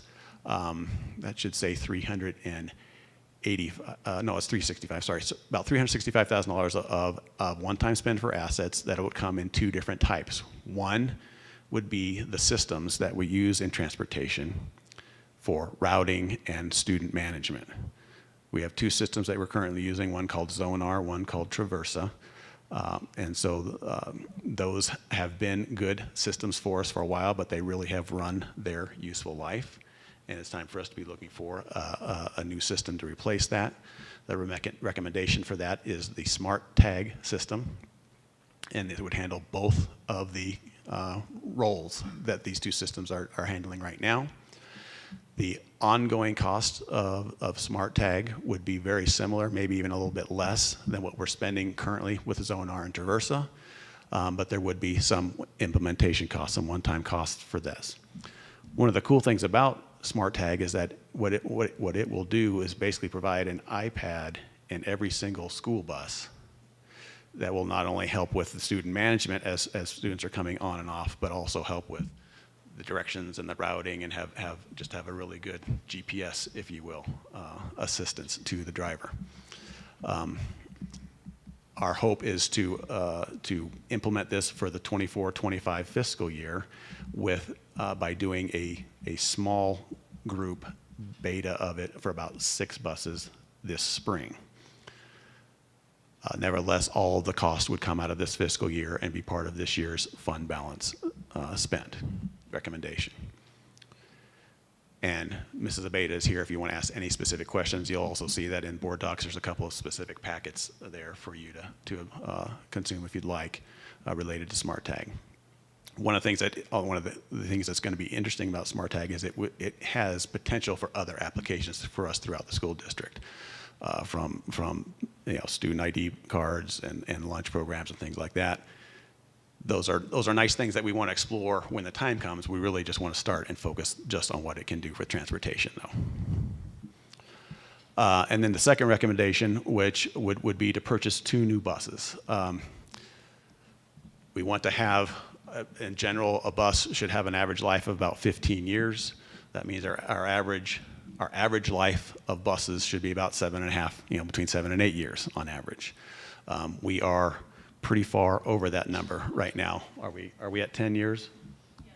10 years. So this is something that we need to do on an annual basis. This is a good opportunity for us to pursue this again with fund balance, meaning we're not having to appropriate any new general fund money for this. Just something we can do to help with our fleet management. Now, would these be the only buses replaced this year? For this year, yes. I thought we were on a schedule to replace a certain percentage of them every year. We need to get on that. We're kind of not. We're kind of approaching it kind of disjointedly here in these last couple of years. We did like 1 bus last year. We did a bus with Medicaid funds. A couple of years before that, there was a lease for about 5 buses, 6 buses. So yes, you bring up a really good point. And so really, when we get into talking about 23, 24. I really want to bring this on to part of a normal cycle that we want to say this is the normal cycle we want to count on. It's going to be 2 buses or 3 buses every single year, be part of that decisioning that we want to make on capital investment out of every single year budget. And that's what I was going to ask. So yes. We're planning to do this every year going forward? Yes, definitely plan on bringing this as part of the conversation for the 24-25 budget. And just one more question on the Zone Orange Reversa replacement, the Smart Tag. Obviously, there's no real ROI to that from what it sounds like, but it sounds like there's some safety and some efficiency gains to be had. Yes. Would you like Mrs. Beta to give you some clarity on that? Just a quick overview, I think. Please, because that was one of my questions too. So. Hello. Hi. It is a great program. It's something that I really like the fact that it's interactive with the parents. It's something that they will have on their phones, that they'll be able to look where their kids are at all times. It will almost eliminate the use of discussion on the radio, and we'll use that for all emergency time situations instead of parents calling all the time or schools calling asking where the students are. It will be something that the schools will be able to access to. Is that tied into notifications too when a bus is running late or something Correct. Like that? Yes, they will get a notice on their phone. It only shows particular when their child is on that bus. The minute that their child is off that bus, they don't receive anything more. Okay. A lot of Douglas County, Pitkin County also uses this program. It's a great program. And were there other packages considered before you chose this one? Yes, I did. I researched. This was the most extensive. It was the most original. It started off with a route turn-by-turn directions, and that was primarily what I was looking for, was something that as we train new drivers, a lot of drivers have a problem with learning turn-by-turn directions if they encounter any kind of if they do activity trips, if they sub on a route, if they encounter any kind of construction on the roads. This allows for any kind of notification. The program is pretty extensive. I mean, it would take me a while to sit here and discuss all the different features, but it's something that I've met with them several times. It's something that I think the parents are going to really like it, and it's going to really encourage the drivers to reduce the anxiety when they fill in on a route, and maybe it's something that they're not used to. It reduces that. It's an art to get in a bus and to get on a route that you've never been on before, and if you make a wrong turn and you try to overcorrect on a road, it would eliminate that or any kind of issues. And knowing which kids are supposed to be there and which ones aren't. Yeah. Yeah. That makes sense. Yeah. But it was a program that I've been researching for the last several months. Okay, excellent. So. Anybody else have any questions? Mr. Norris and then Mr. Schwartz. Go ahead, Ron. You go first. Okay, a couple questions. The Smart Tag product, it's essentially a real-time GPS-based Correct. solution? Correct. It's real time. Right. Zonar is not. Right, There is a delay. Right, okay. So that's thing one. Thing two, do we have to retrofit the buses with any kind of technology to send and receive? We will have to put hardware on every bus. Right, then some kind of a routing device. The hardware will take time to put on, but the drivers will all be assigned a tablet, and it will remove the need for any kind of routing books, and they're updated. They're brought in every single night, and so the books will always be up to date. Throughout the years, I've had an issue with if I get on a route and I have to fill in on a route, if I go to the route book, it may not be that accurate. The driver hasn't updated the route or the student list. This will keep us very accurate. And Ron, I think the impression I got was that these are run off of cellular-based tablets. So that is the hardware, that is your GPS and everything. So But does it require cellular connection? the tablets do have cellular. Right, right. And so that's exactly my That point. can be tricky in our area. Right. So here's my point. This, by the way, sounds wonderful. It is. So this is a positive set of questions.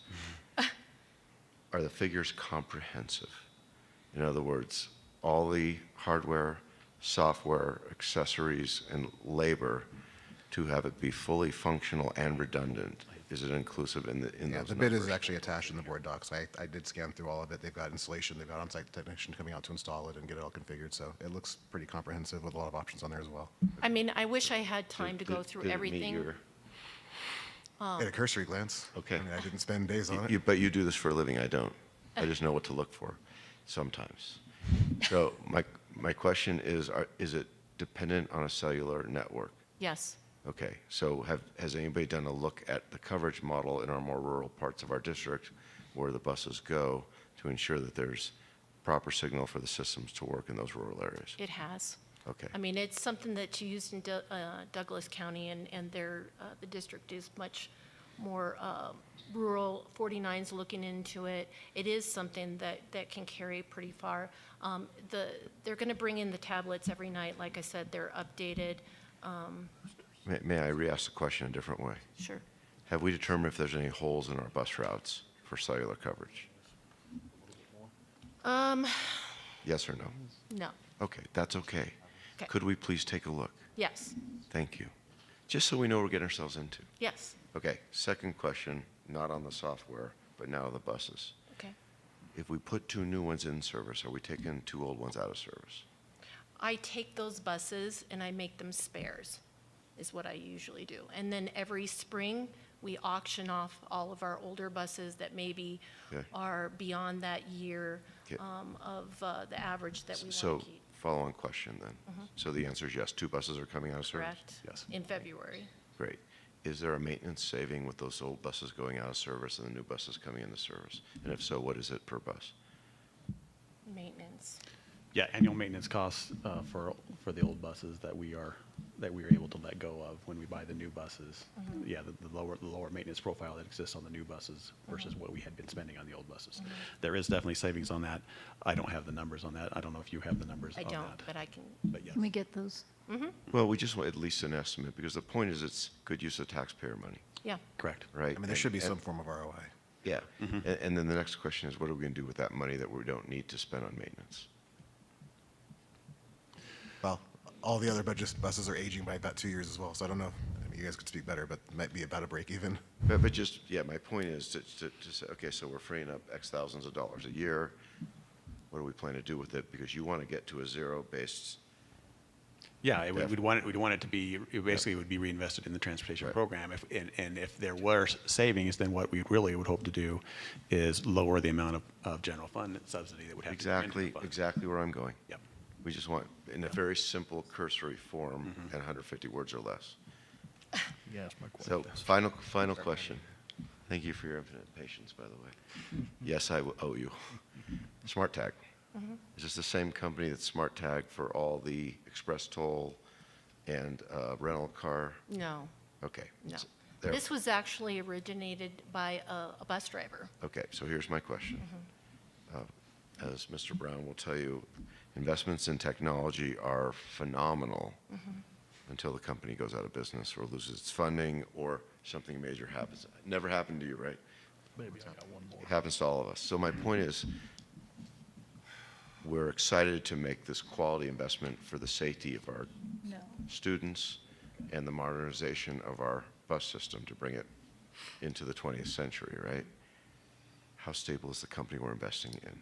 What do we know about them? It's the original company. I think a lot of other companies that I looked into kind of tailored to kind of imitate this program.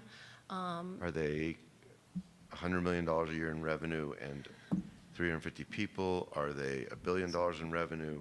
Are they private? Are they public? What do we know about them? I don't have that information, no. Okay. It looks like they have about 100 districts currently. A Are they lot in medium-sized company Texas then? and How long have they been in business? I haven't seen that. Well, actually, this is- 2013, so 10 years. 2013. So their software's probably 4 dot something, right? That's probably the version of code. And they look to be Tells you heavily a based bit on about their maturity. Right. All I'm trying to do is just avoid a potential problem with 5 minutes of research, right? And so if we could ask you to do that level of diligence with, I'd be happy to do that we would certainly appreciate. I think it's the right thing to do for the taxpayers. This sounds like a phenomenal step forward, probably 8 or 10 years overdue. And we'd like to, my guess is the board would probably like to do it yesterday. But we just One want to thing make that sure I- it's a safe investment of funds in a company that's going to be here for longer than we are. I can tell you that with this program and this package that we pay into every year, it's updated. The tablets are updated, and there is no additional cost for that. Like I said, I did look into several other companies, and this excelled over everything else that I looked into. Is the, I think it was $85,000. That to get started, yeah. Right. Is it a 3-year license agreement, 1-year license agreement, 2-year license agreement, and what have the renewals been? What should we plan for in 3 years to renew the software license? It appeared to be a perpetual license with maintenance. If I heard So, that so, correctly. so it's reoccurring and the maintenance cost covers the license fee? Correct. Yeah. And they also build in the annual maintenance, every 4-year replacement of all the tablets. Okay. Mm-hmm. Okay, great. Thank you. Thank you. These are just some gotchas that have burned I us know. in the past. Mr. Norris, did you have anything you wanted to? No? Okay. Ron took my thunder. You took his thunder. All right. The only question I quickly have is, will the tags increase the efficiency and the ability to meet more unfilled routes or more over full routes?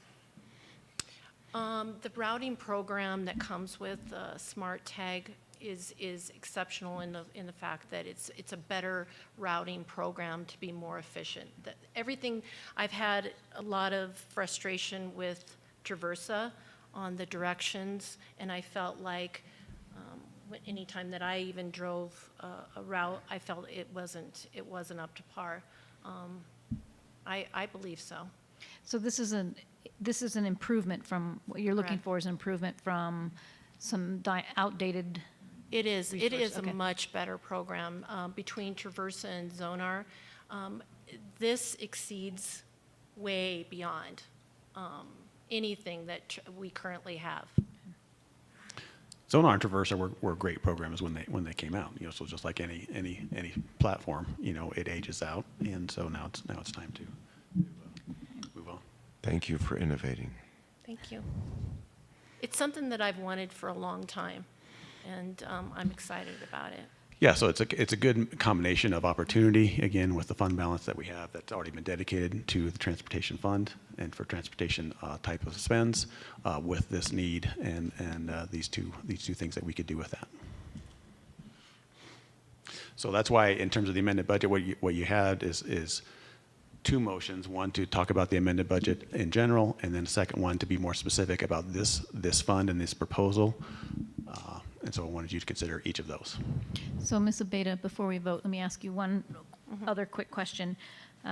Given some of the needs that your department has with needing more an increase in pay for bus drivers and routes, how has your team received, have they been a part of have they given input into this decision? Through the years, I started off as one of the main trainers, and it was something that as we train or hire new drivers and we train them on the road, and we give them a turn-by-turn piece of paper and tell them to learn how to navigate, it's just, I feel like we can do better. I know we can do better. I think I've had, through the years, I've had people look at me and say, you want me to do turn-by-turn directions and you're giving me a piece of paper, but I'm not supposed to look at it and I'm not supposed to hold it. This actually frees up our hands, and it doesn't even, they're not even able to even read it while they're driving. It turns on and off, so it basically doesn't let you, fixate on the tablet the entire time that you're driving. It's very safe. So routes would be quicker as well. Yeah. Every single, and let's say a driver who has a route and they want to do an activity trip or they want to do a field trip, all they do is put in their new directions and it just adapts. Or if they go to a different route or a different bus, they just pick up the tablet and put it on a different bus. It's wonderful. Board, would anyone like to make Yes. a motion?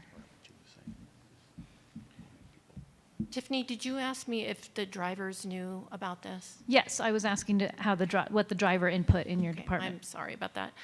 They are. They do know about it, and they're actually very excited about it. It's something that even at our last, during Christmas, we had a Christmas party, and it was something that was highly excitable. Everybody was talking about it because it's something that they've all wanted to throughout the years.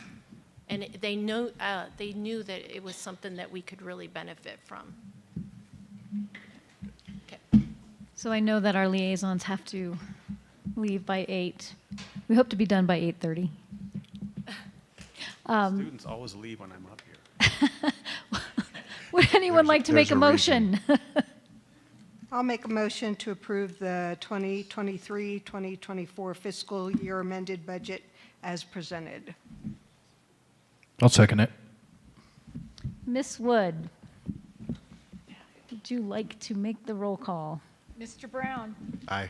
Mr. Norris? Aye. Mr. Schwartz? Aye. Dr. Shank? Aye. Ms. Upchurch? Aye. Thank you to our students.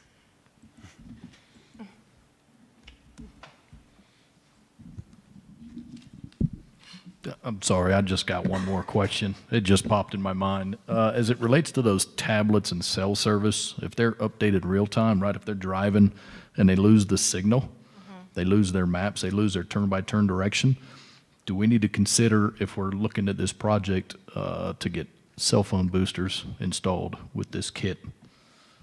Or could I ask a related question to go along with that, if you don't mind? Do these tablets work offline and continue to function during moments of intermittent cellular connectivity? Like a cell phone would with maps. Yeah.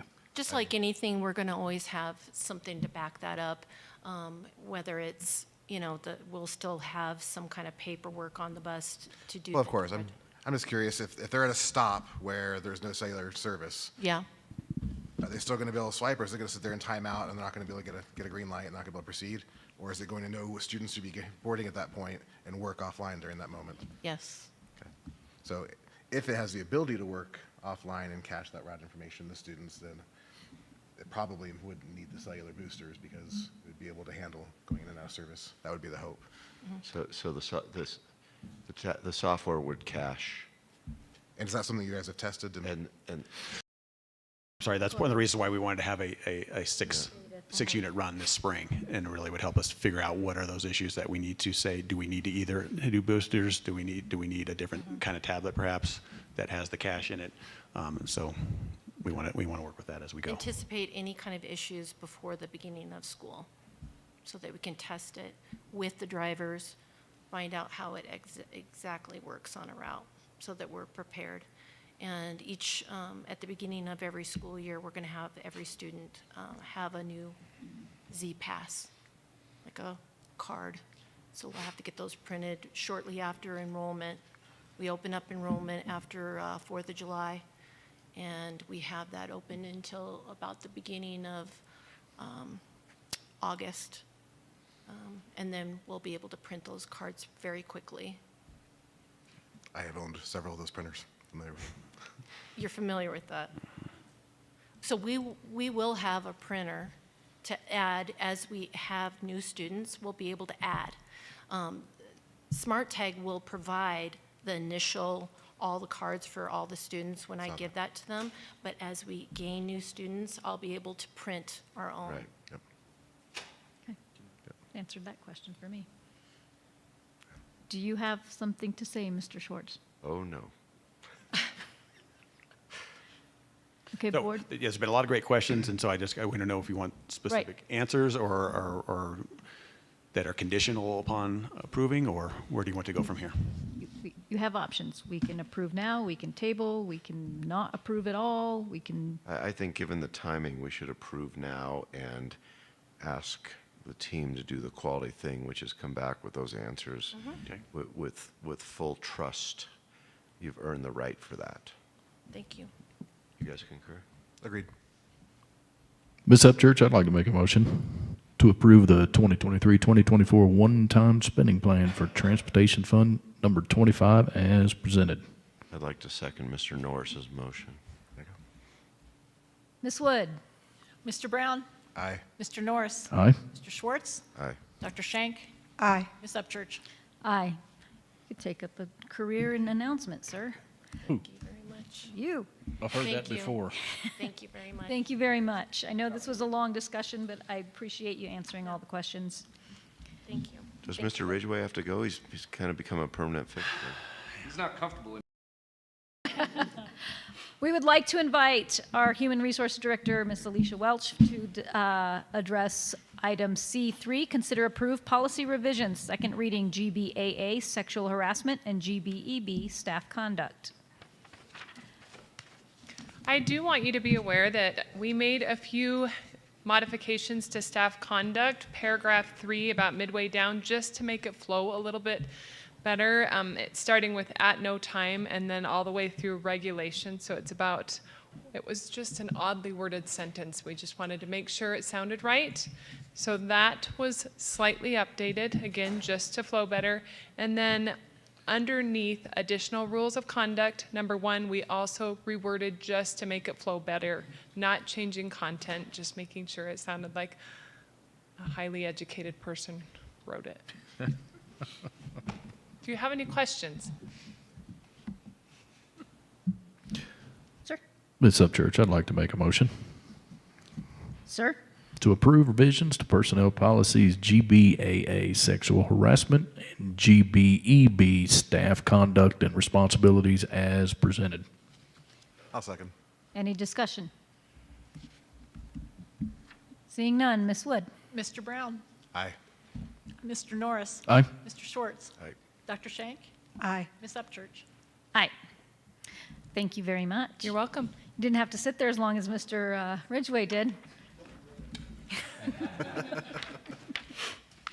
Shall we bring her back to make Mr. Ridgway feel a little I mean, bit she can better? go through it line by line if Item C4, we would like to invite Ms. Amber Wetstein up to present the following curricular material adoption for a first reading and review. This is not a vote. This is just a review of National Geographic 7th grade World Cultures and Geography Eastern Hemisphere, 8th grade U.S. History American Stories beginning to 1877, and Houghton Mifflin Science Dimensions Biology 9 through 12 High School Biology. Ms. Wetstein. Good evening. As Ms. Upchurch said, this is a first reading, and we did preview these curriculum at our recent work session as well. And so this evening, I will review some of what was covered during our work session, and then in board docs, you also have access to all of the reviews completed by our community.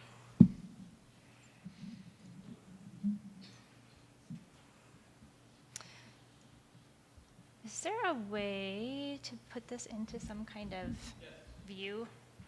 Slideshow, you mean?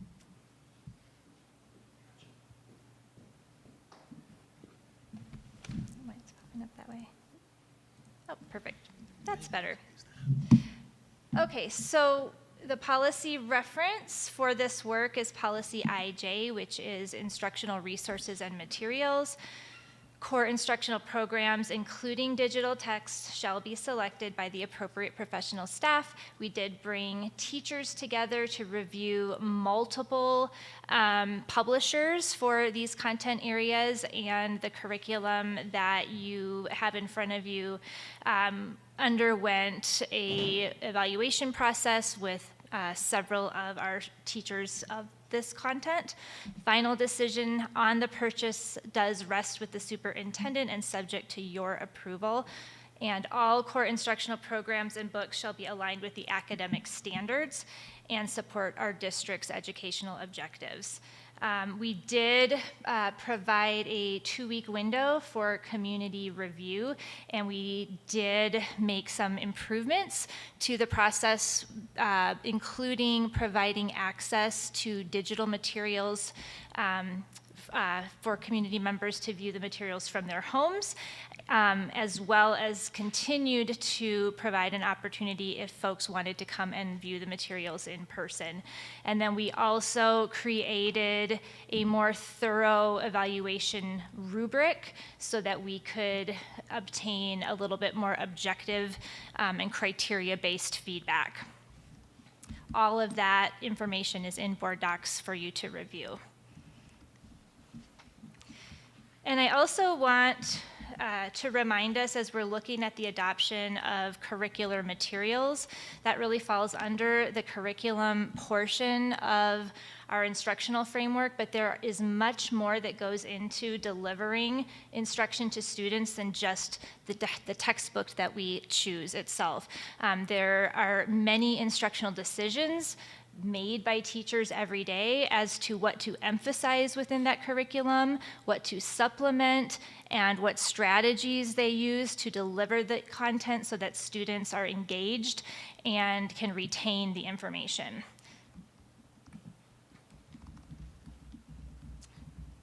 Here is our curriculum revision cycle, and so you can see the areas that we are currently reviewing for the 23-24 school year.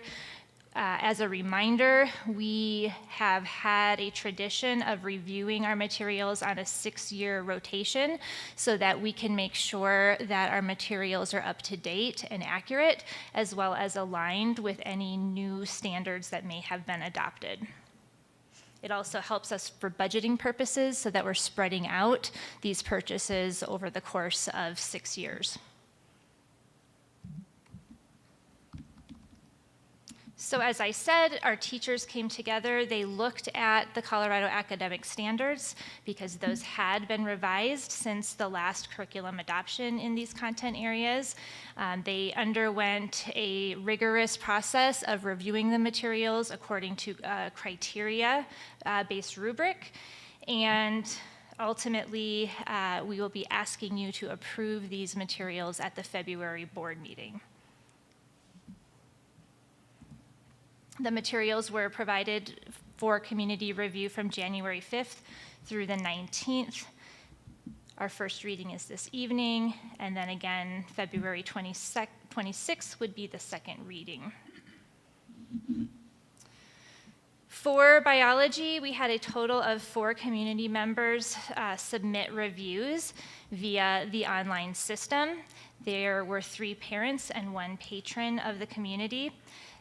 To summarize the comments, but you do have the comments in their entirety, and those are also available for the public to read as well in board docs. Some comments included that the content is very factual. Some other comments suggested that the materials may be too difficult, lack varied perspectives, and possibly need additional student support structures. In the area of social studies, we had a total of 8 community members complete reviews. 6 were parents and 2 were patrons of the district. Some comments included positive reviews of factual information, multiple perspectives, student engagement, and critical thinking strategies. And some other comments suggested the need for additional diverse perspectives. For example, one comment said that they thought it might be too Eurocentric. And they also, there were comments regarding the need for student support structures. So I want to comment on that when we see concerns such as these, this is where we go back to how we are delivering the instruction and the instructional strategies and techniques that the teachers use to ensure that we are ensuring that the material is accessible for every student. Okay, and that is what I had planned to provide you all with this evening. Again, you can see the comments in their entirety in your packet. And we did have many positive ratings for each of the areas of the curriculum, and some partially acceptable ratings, but no not acceptable ratings for any of the criteria for any of these content areas. What questions may I answer? So I wanted to find out, since there were so few people left comments, were you able to tell how many people actually opened up the materials as opposed to, let's say, 4 commented? Were there 25 people who actually opened them? That is a very good question. I would have to ask the publishers if they have a way to track that, because the links, as you probably saw, are owned by the publishers. Yes. We also, as staff members, have been using those links quite a bit to review, so it might be difficult to understand how many were community members or families reviewing, but I can certainly look into that.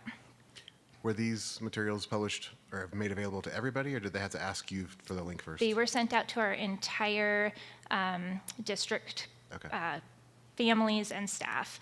And then we also have a list of additional community members who have requested district communication. So in addition to families, we also sent it to those folks who have requested communication from the district. Okay. I thought I had heard in the beginning that people would have to request the link from you. We did ask that they request an appointment if they would like to come in and view them in person, but everyone had access online. Good. Very little community engagement, though, you're right. What's that? There was very little community engagement, it sounds like. How does that compare to previous? I would say it's very similar. I could look back at our June review, which I believe maybe had around 12 folks reviewing at that time. I just wanted to personally comment, and you and I have talked about this a little bit, is that rather that some of the controversies that occur in science or history or civics or whatever, I would prefer that the books actually have the controversies in them, because that's a very teachable moment for students to be able to say, rather than leave them out because they're too controversial or whatever,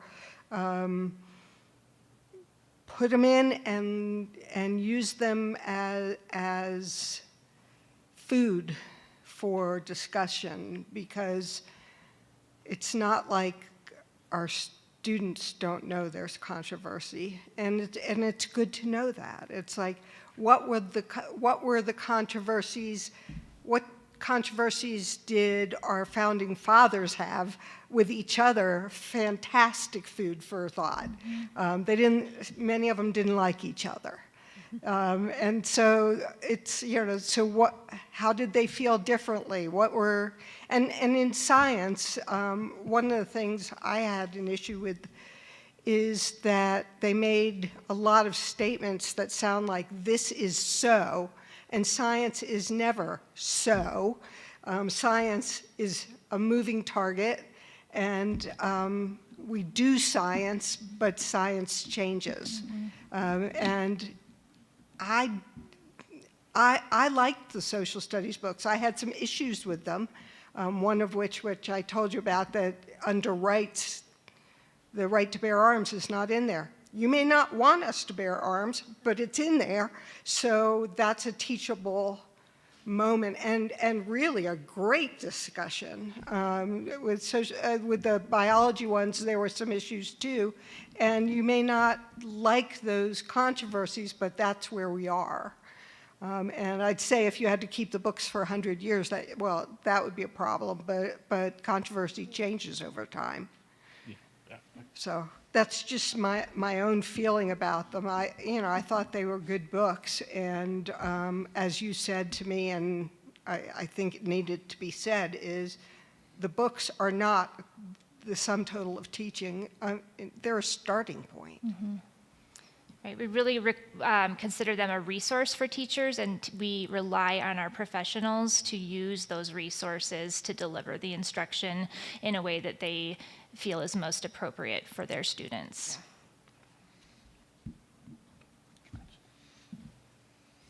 Go ahead. So can you go to slide 5 for me for my own edification and maybe go into detail? So teacher teams review, academic standards, teachers review, current resources. Is that just a small group of teachers? Is it the entire? In this case, we invited all of the teachers who teach these subject areas to be a part of the committees. And what was the consensus from those teachers? They wanted new material, or they were okay with the old material? The old material does not align with our current Colorado standards. So we are making recommendations to update the curriculum so that we can have more up-to-date, accurate, and aligned content. When we do a curriculum purchase, it's important to know that we typically have a contract for a 6-year subscription to the materials. So if we were to keep, so to speak, the textbooks we have, we would still need to update our subscription, and typically the publishers have new editions on a regular basis, and so we would have to look at if the current edition is even still available to get access to in an online format moving forward. But we'd have to re-up, so to speak, our subscriptions regardless. And do you know what the cost is of each of these? I do have that, but I do not have it ready for your review yet. So I will get those to you I can get those to you soon, but they will be available for the second reading. They were very much in line with typical textbook adoption prices. I could ballpark it for you. Ballpark's fine, just curiosity. Around, I think it was around $50,000 per content area, Okay. and that would be for 6 years. Okay. And do we know what standards the old books failed to meet? So Colorado has new standards for these U.S. history, social studies. Do we know what standards the old books failed to meet? We can provide you with the reviews that the teachers did, because they reviewed the curriculum and they rated based on several things, including standards, including up-to-date factual information. The standards were renewed in 2020, and I believe at least one of the editions was a 2017 copy. Okay. We can certainly provide you that information. So the rest of these revision cycles, when they come up, we go to the boots on the floor and get the teachers that are teaching those particular subjects to look at the standards and review everything? That is correct. We have my team helps kind of provide some training on how to look at the standards and then how to review the materials. And then they spend time looking through multiple different materials to see which ones they feel would best meet the needs of students. Okay, thank you. Just one question. How long is the public review period? According to our policy, we must have it open 2 weeks prior to the first reading. And is that sufficient time to review a several hundred-page textbook? I mean, have we gotten any feedback that that's sufficient time, or that people would like? We have a longer period? not gotten feedback. We certainly could look at that, and that would, we can open it up longer than what policy requires us to, if that's something that the board would like to do. I guess it would depend on community feedback, but if that's sufficient time or not for people to jump in there and really review it. Mr. Might I make a Schwartz. suggestion? Let's double it and see what happens. Does it take any particular extra money, effort to do that, to just make it 4 weeks and see if it has an impact? Amber and board, what are your thoughts about, because there's nothing that precludes us from keeping this window still open.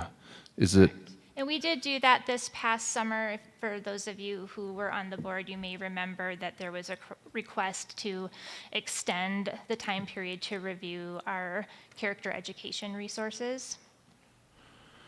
so would it be feasible, and would the publisher still be able to keep our links active I'm sure that in this would process for the next, I mean, we've got a month between now and our next meeting, so we could, in theory, keep it open. Well, I know we need time to collect everything, but even the next 3 weeks. So to keep an, I'm wondering, do we need to do a motion to extend the viewing period? I think the policy says at least Okay, 2 weeks. perfect. Then So we're in we wouldn't necessarily compliance. need an adjustment to that. We would just continue to keep our review process active up until a reasonable time that allows us to be able to get all the feedback and still be able to have it in enough time for your review. And communicate out that the window's still open. Mm-hmm. And then we'll see if it's effective. As one board member, I value the input. So, and keeping in mind, and I do think it's worth the reminder that any of our materials are always open for review. Even if this weren't a review period, you could still make an appointment and go in and see any of our curriculum or any of our books that are taught at any time. Yes, that is correct. We would ask that you reach out to your child's school to view that material. And I personally value the ability to look at it, because normally I personally do look at all the material, and as you know, I always go in, but I did not have that opportunity. But just flipping through the book tonight, one of the statements that's been made I found to be a false statement. So I want to have the opportunity to study as well and understand why is there a perception that a textbook does or does not include one thing when I observed it actually including that material. So I just want to find out what the discrepancy is and understand and lean in, because everybody has their thoughts and opinions. And I think at the end of the day, just like Mr. Schwartz said, these are taxpayer-funded resources. Can you, real quick, before we move on, speak to, when I think of Colorado local control, and as everybody knows, that's one of my things, I push very hard on that, especially at the state level, that it means that our pre-kindergarten through 12th grade public education decisions on issues such as curriculum and personnel and calendars, graduation requirements, and such, do standards fall into local control?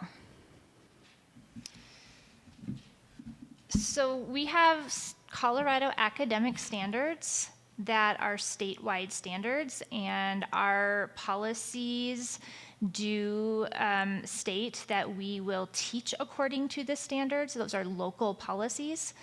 And so the standards themselves are statewide standards. However, the curriculum that we choose to use as a district is a local decision. Is that helpful? I would also echo that with an allusion to our policy AEA, which is a standards-based education policy. Yep. So that language is essentially that we are in accordance with state law and that you have adopted a standards-based education system which focuses on student learning of the district's academic standards. There is also a statement about ensuring that our standards meet or exceed the model state academic standards. So if we were to somehow consider revision to those, we would have to demonstrate, and this would be actually a potential question for CDE, if we were to make a suggestion to some revision or edit, that our standards are at least meeting, if not exceeding. So there's a lot of room for interpretation there, but I think, yes, it's a locally controlled system that is based on a foundation of state model academic standards. And again, that's what we also hold our students to an expectation of as they perform on our annual standardized assessments. So it's obviously something that when we've talked about the curricular, instructional, and assessment alignment, that all those components are seamless and integrated with intention.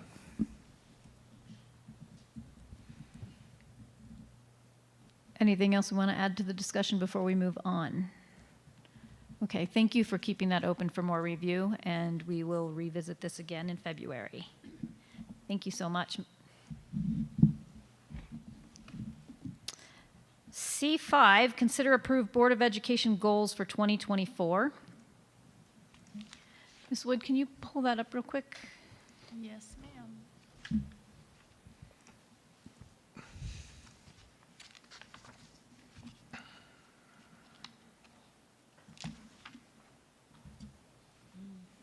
Okay, so these are the board goals, if you all recall, that we had during our board retreat. We had looked at what are our priorities and how do our board goals for the next year, what are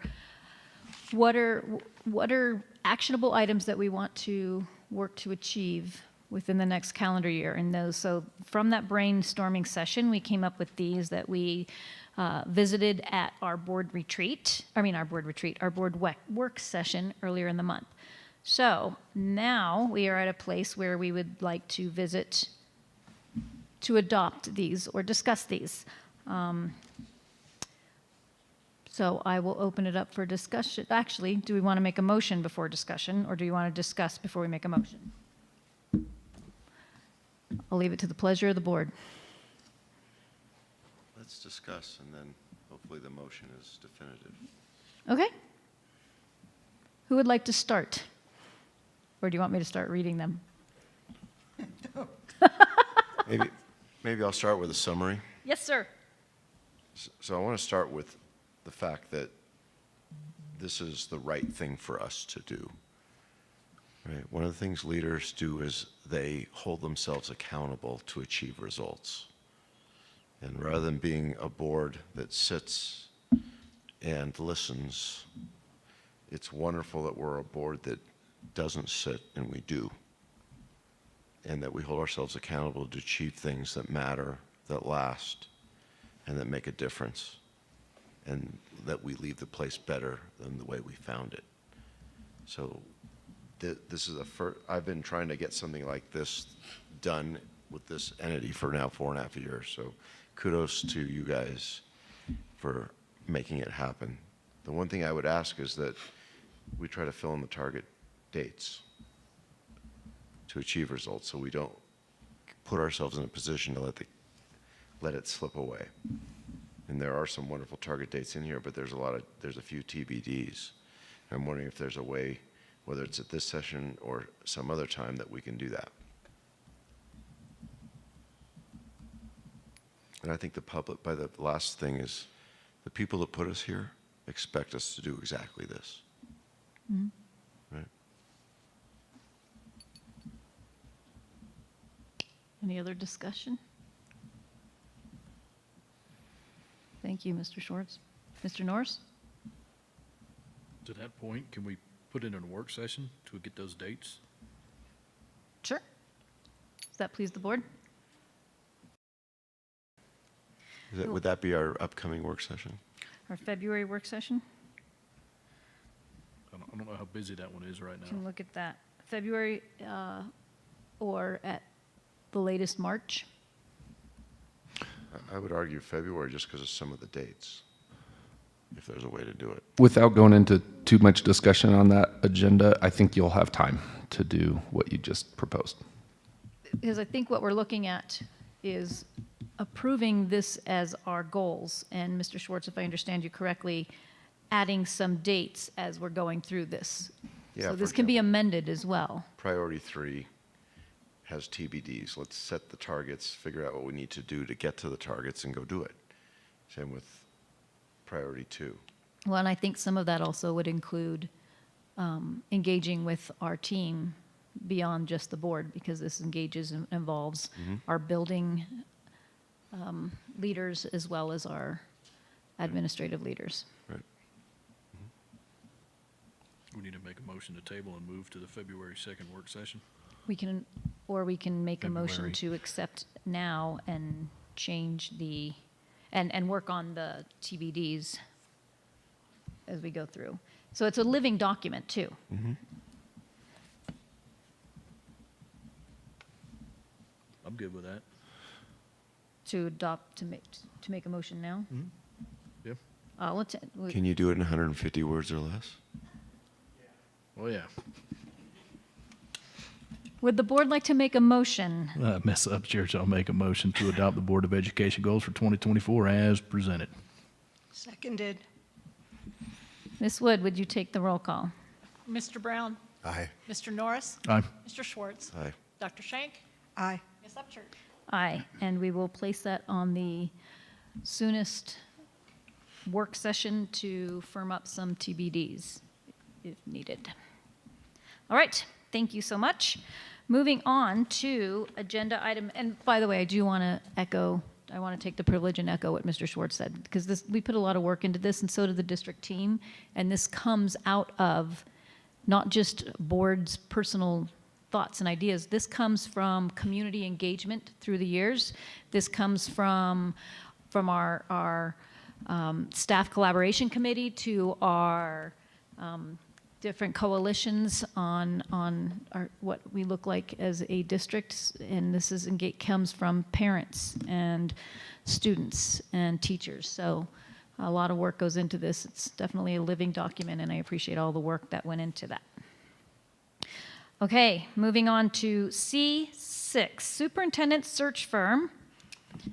Earlier today, as was evidenced by our public notice, we interviewed 2 different search firms. We interviewed McPherson and Jacobson, and we also interviewed Hazard, Young, Attia and Associates, HYA for abbreviation. And we spent some time with both of the firms to decide who's going to help us fill in Dr. Summers' shoes. Sorry, sir. Short timer. I apologize, Dr. Summers. You're good. Okay. Do we have discussion, motion? Discussion. Okay. I'll just say that I appreciate that we had the 4 firms that applied to represent us. I think we had 4 excellent choices, especially the top 2 that we chose, possibly even the top 3, but I think we have a tough decision, but I do think either one of them will represent us well. It's just a decision about which one's going to be the best fit for us. So. Does anybody have anything they want to specifically discuss?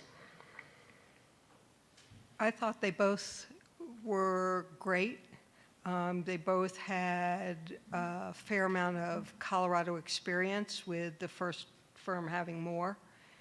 The HYA firm stood out to me because of the specificity of their processes that I thought would help us in doing a fairly tough job. But I think either one of them would be fabulous.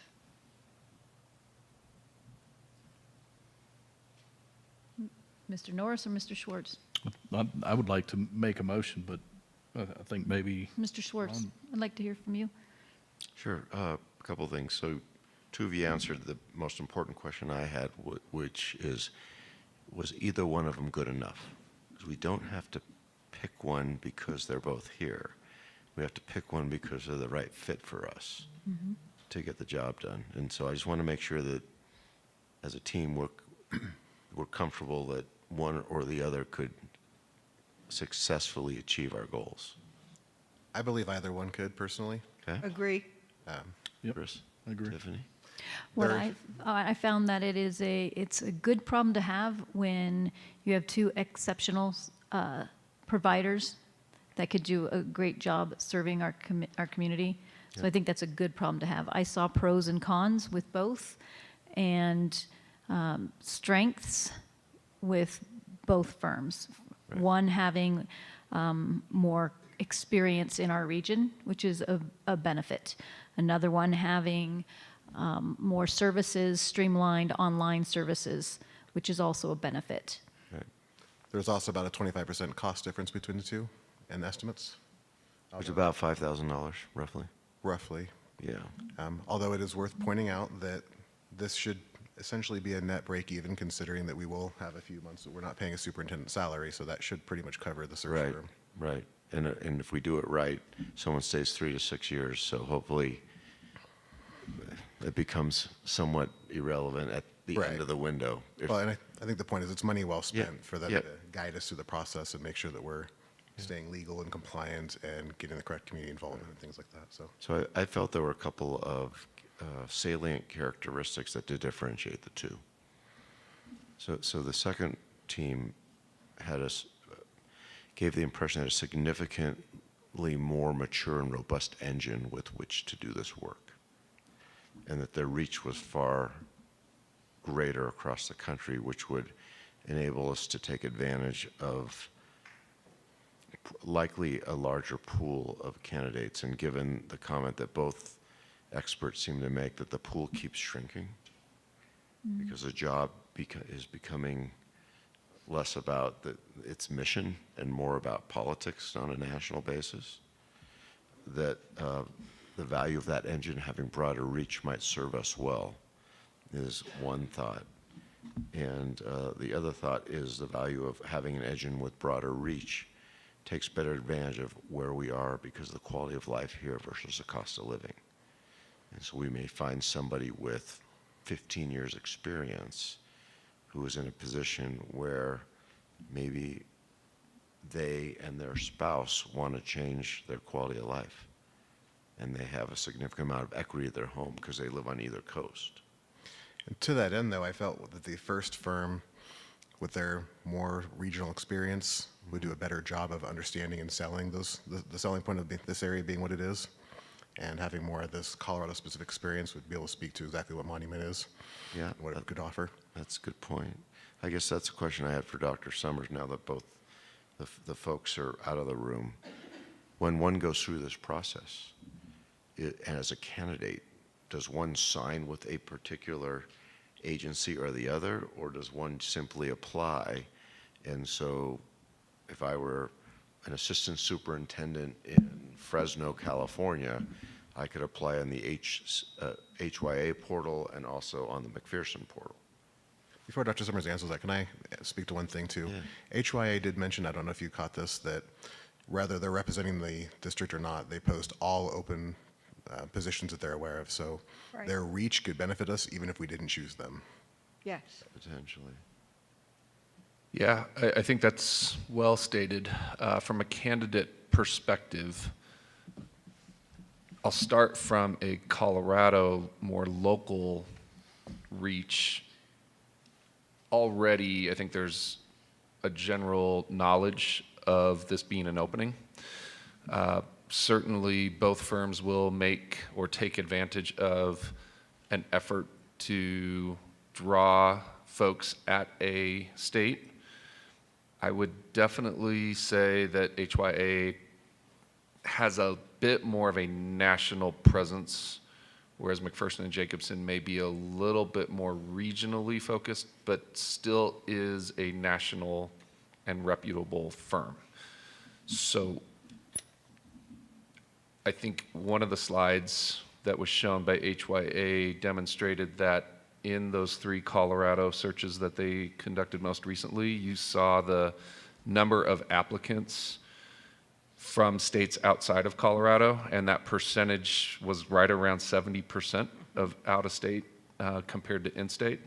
So that's probably one of the differences that I think you would see. I don't know that it would necessarily influence a Colorado or a regional candidate if one or the other firms was the selection, because you would likely see those individuals in either search.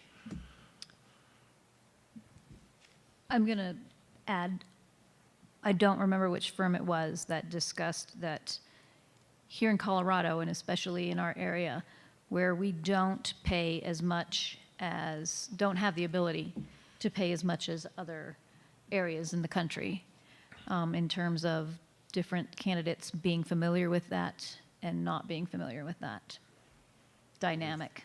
I believe that was the first group. Was it? Can you say that one more time, please?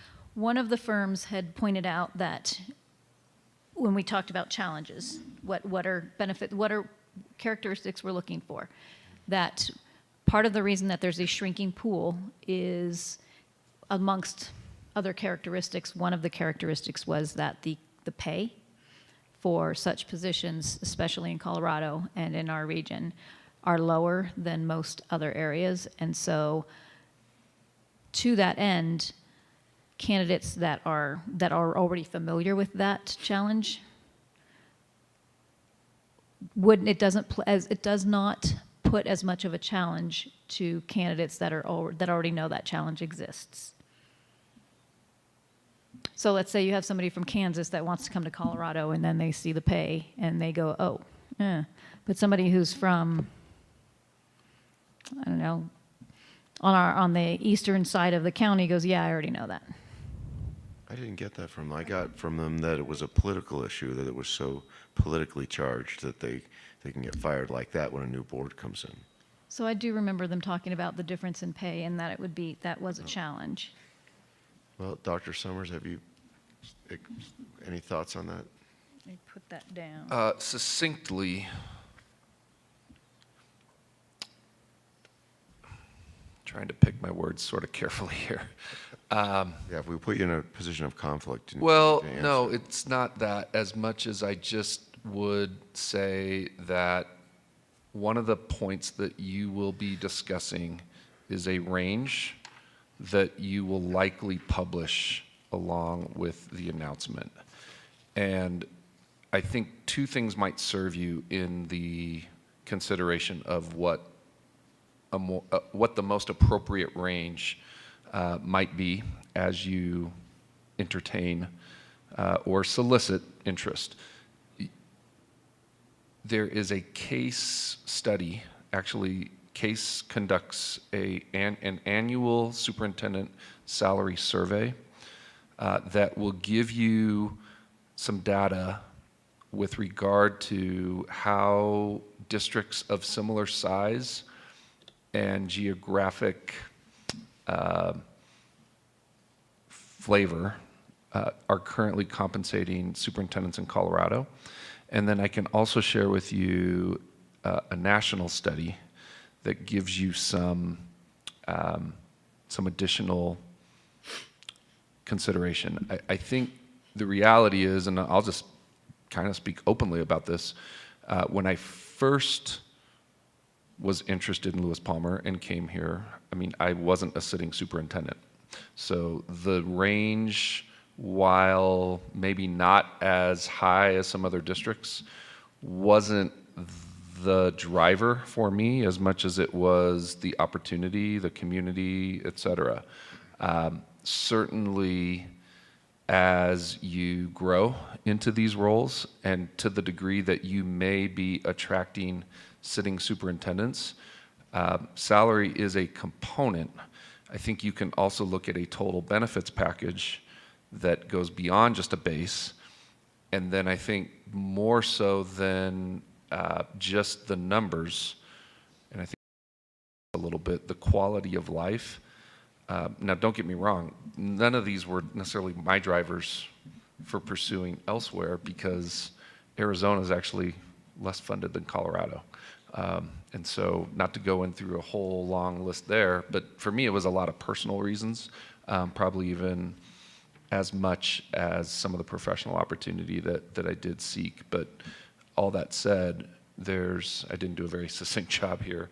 I don't think your salary range, whatever you intend it to be, is going to make or break your search. And I think the more that you can just keep that in the broader perspective of the market and recognizing that there may be some people out there that would potentially even consider a cut. I've heard this from superintendents across the nation. The pay is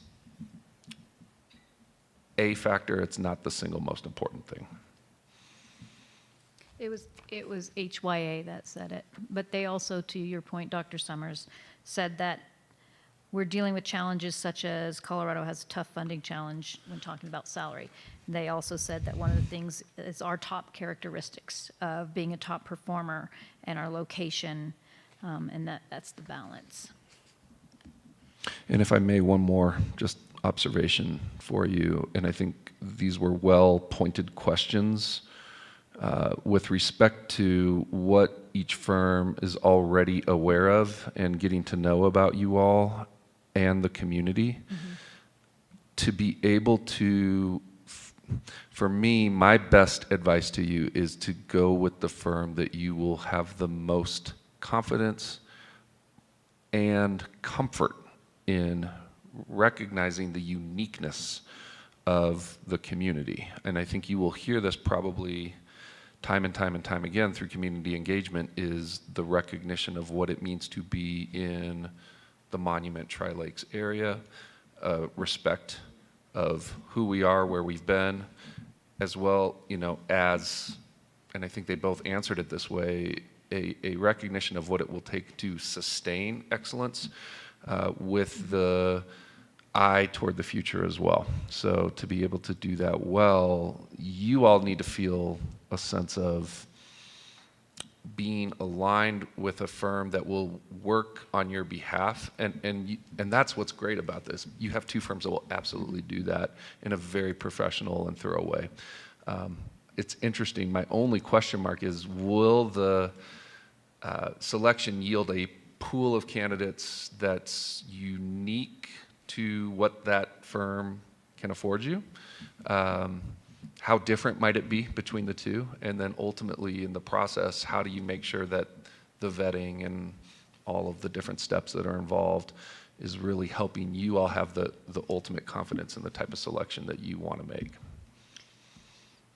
And I'm going to open it up for discussion, but what I found and what I liked about both of them is their desire to ensure that the process is transparent, and that the process, what was important to me when I was vetting was which firm is going to ensure that the different voices within our community are heard, because I think that the success rate of a superintendent that comes in is going to be dependent on the input and the engagement of all stakeholders involved, including us as board members. And I don't want somebody to come in, I don't want to set anybody up for failure. And I also like that guarantee that they both provide in ensuring that we are finding the right person for the job. Sir? Two things. One is, did I get this correctly, that I think it was the second firm, HYA, does some work as part of their contract after the hire is made for an onboarding window? I think I either read that or saw that, because I built a little matrix when I was on an airplane, and I got to read them all uninterrupted. Yes. They both have an onboarding window as part of the original comp. In fact, I thought I read that on all of them. Did you? Because I thought I read HYA had one, and McPherson, it would be an incremental cost, and it's a separate product that you buy. That's what I thought I got out of it. And they did have different price structures. Yes. McPherson included the community engagement, whereas HYA, that was an additional charge. So I think they're all going to get you in different places, but it should net out close around that 20 to 25, depending on which one. And then if the board's okay with it, whoever we pick, I'd like to have a business discussion with them before we sign anything. Because I believe that the way they've built the contract is that we take all the risk and they don't, financially. And so what I'd like to do is see if they would entertain sharing that risk. Beyond just having to find us a new candidate at their expense? Right, because if they find us a candidate that doesn't work for us, then we might want to go to another firm because they hadn't performed. Right? Okay. So just a thought. Worst thing that can happen is they can say no. You guys okay with that? Anyone else? The only other thing I wanted to mention that's purely subjective, I'm sure, but just when looking through the two firms, I got a feeling from the McPherson group that they probably matched a little bit more of our demographic, a little more similarly, just based on who they've typically served. And again, that could be purely subjective, just looking at the school districts that they've been serving and placing lately. But it might just be a better fit with our community. Any other discussion? No? Anybody like to entertain a motion? Ms. Upchurch, I know I would like to make a motion based on the two companies and what I would like to go with. I'd like to make a motion to approve the selection of the firm of McPherson and Jacobson to assist the Lewis Palmer School District Board of Education in search for a new superintendent. I would second that. Okay, do we want to, let's have discussion. Any discussion around that? Everybody comfortable?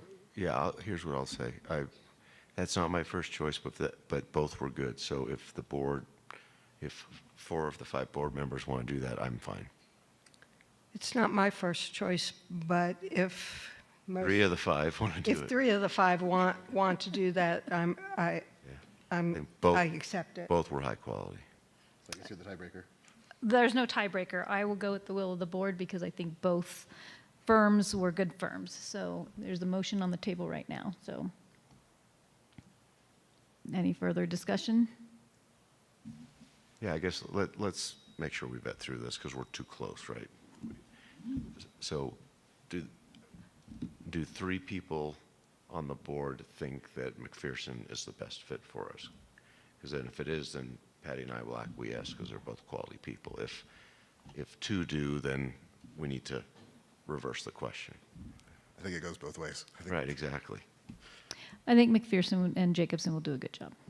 Okay, well then we have 3, so let's go ahead and fire away in 150 words or less. And this was a tough call. This is always tough. Very tough. This is the right problem.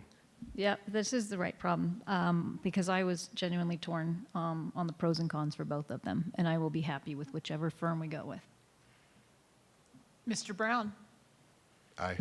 Mr. Norris? Aye. Mr. Schwartz? Aye. Dr. Shank? Aye. Ms. Upchurch? Aye. Ms. Wood, will you notify our 2 firms? And also, I want to commend HYA because they did a phenomenal job also, and I was very impressed with them and both firms that they had gotten to know our district well.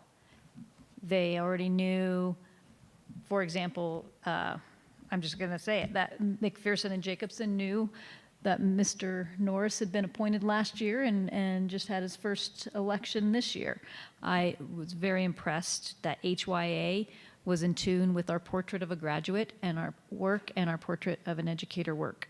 And I was very impressed that their presentations included demographics, dynamics, and photographs of our school district, which shows that they were both professionals and knew what they were doing. Right. That is correct. Okay, so C7, approval of consent agenda, which includes minutes from our meetings, personnel items, and budget item requiring board signature, which is the Palmer Ridge High School yearbook. I would entertain a motion or discussion. Ms. Upchurch, I'd like to make a motion to approve the consent agenda as presented. Seconded. Discussion? Ms. Wood? Mr. Brown? Aye. Mr. Norris? Aye. Mr. Schwartz? Aye. Dr. Shank? Aye. Ms. Upchurch? Aye.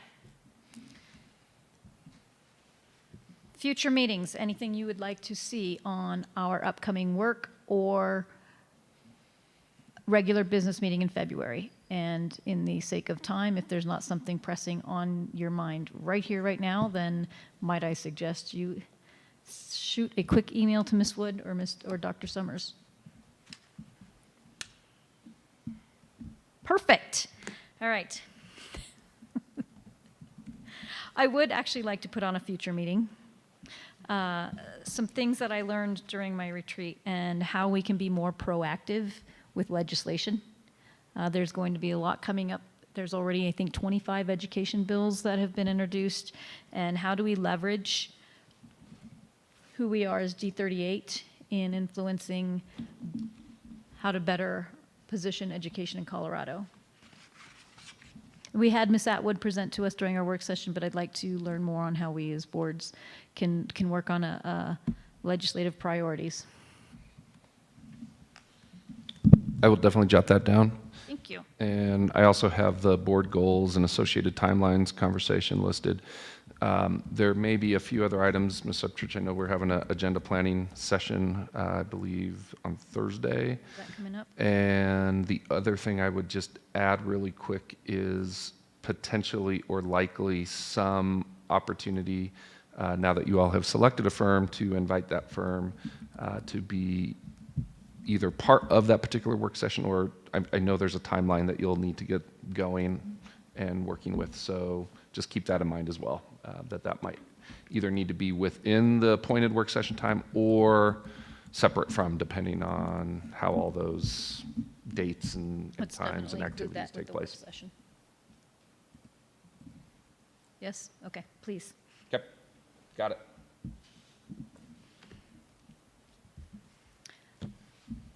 I think we are adjourned at 8:58. You can go now. Ooh. We have to pack our Use your sweat. backpack. We have to pack our bags. Oh, Patty, I have things you need to sign. To sign things.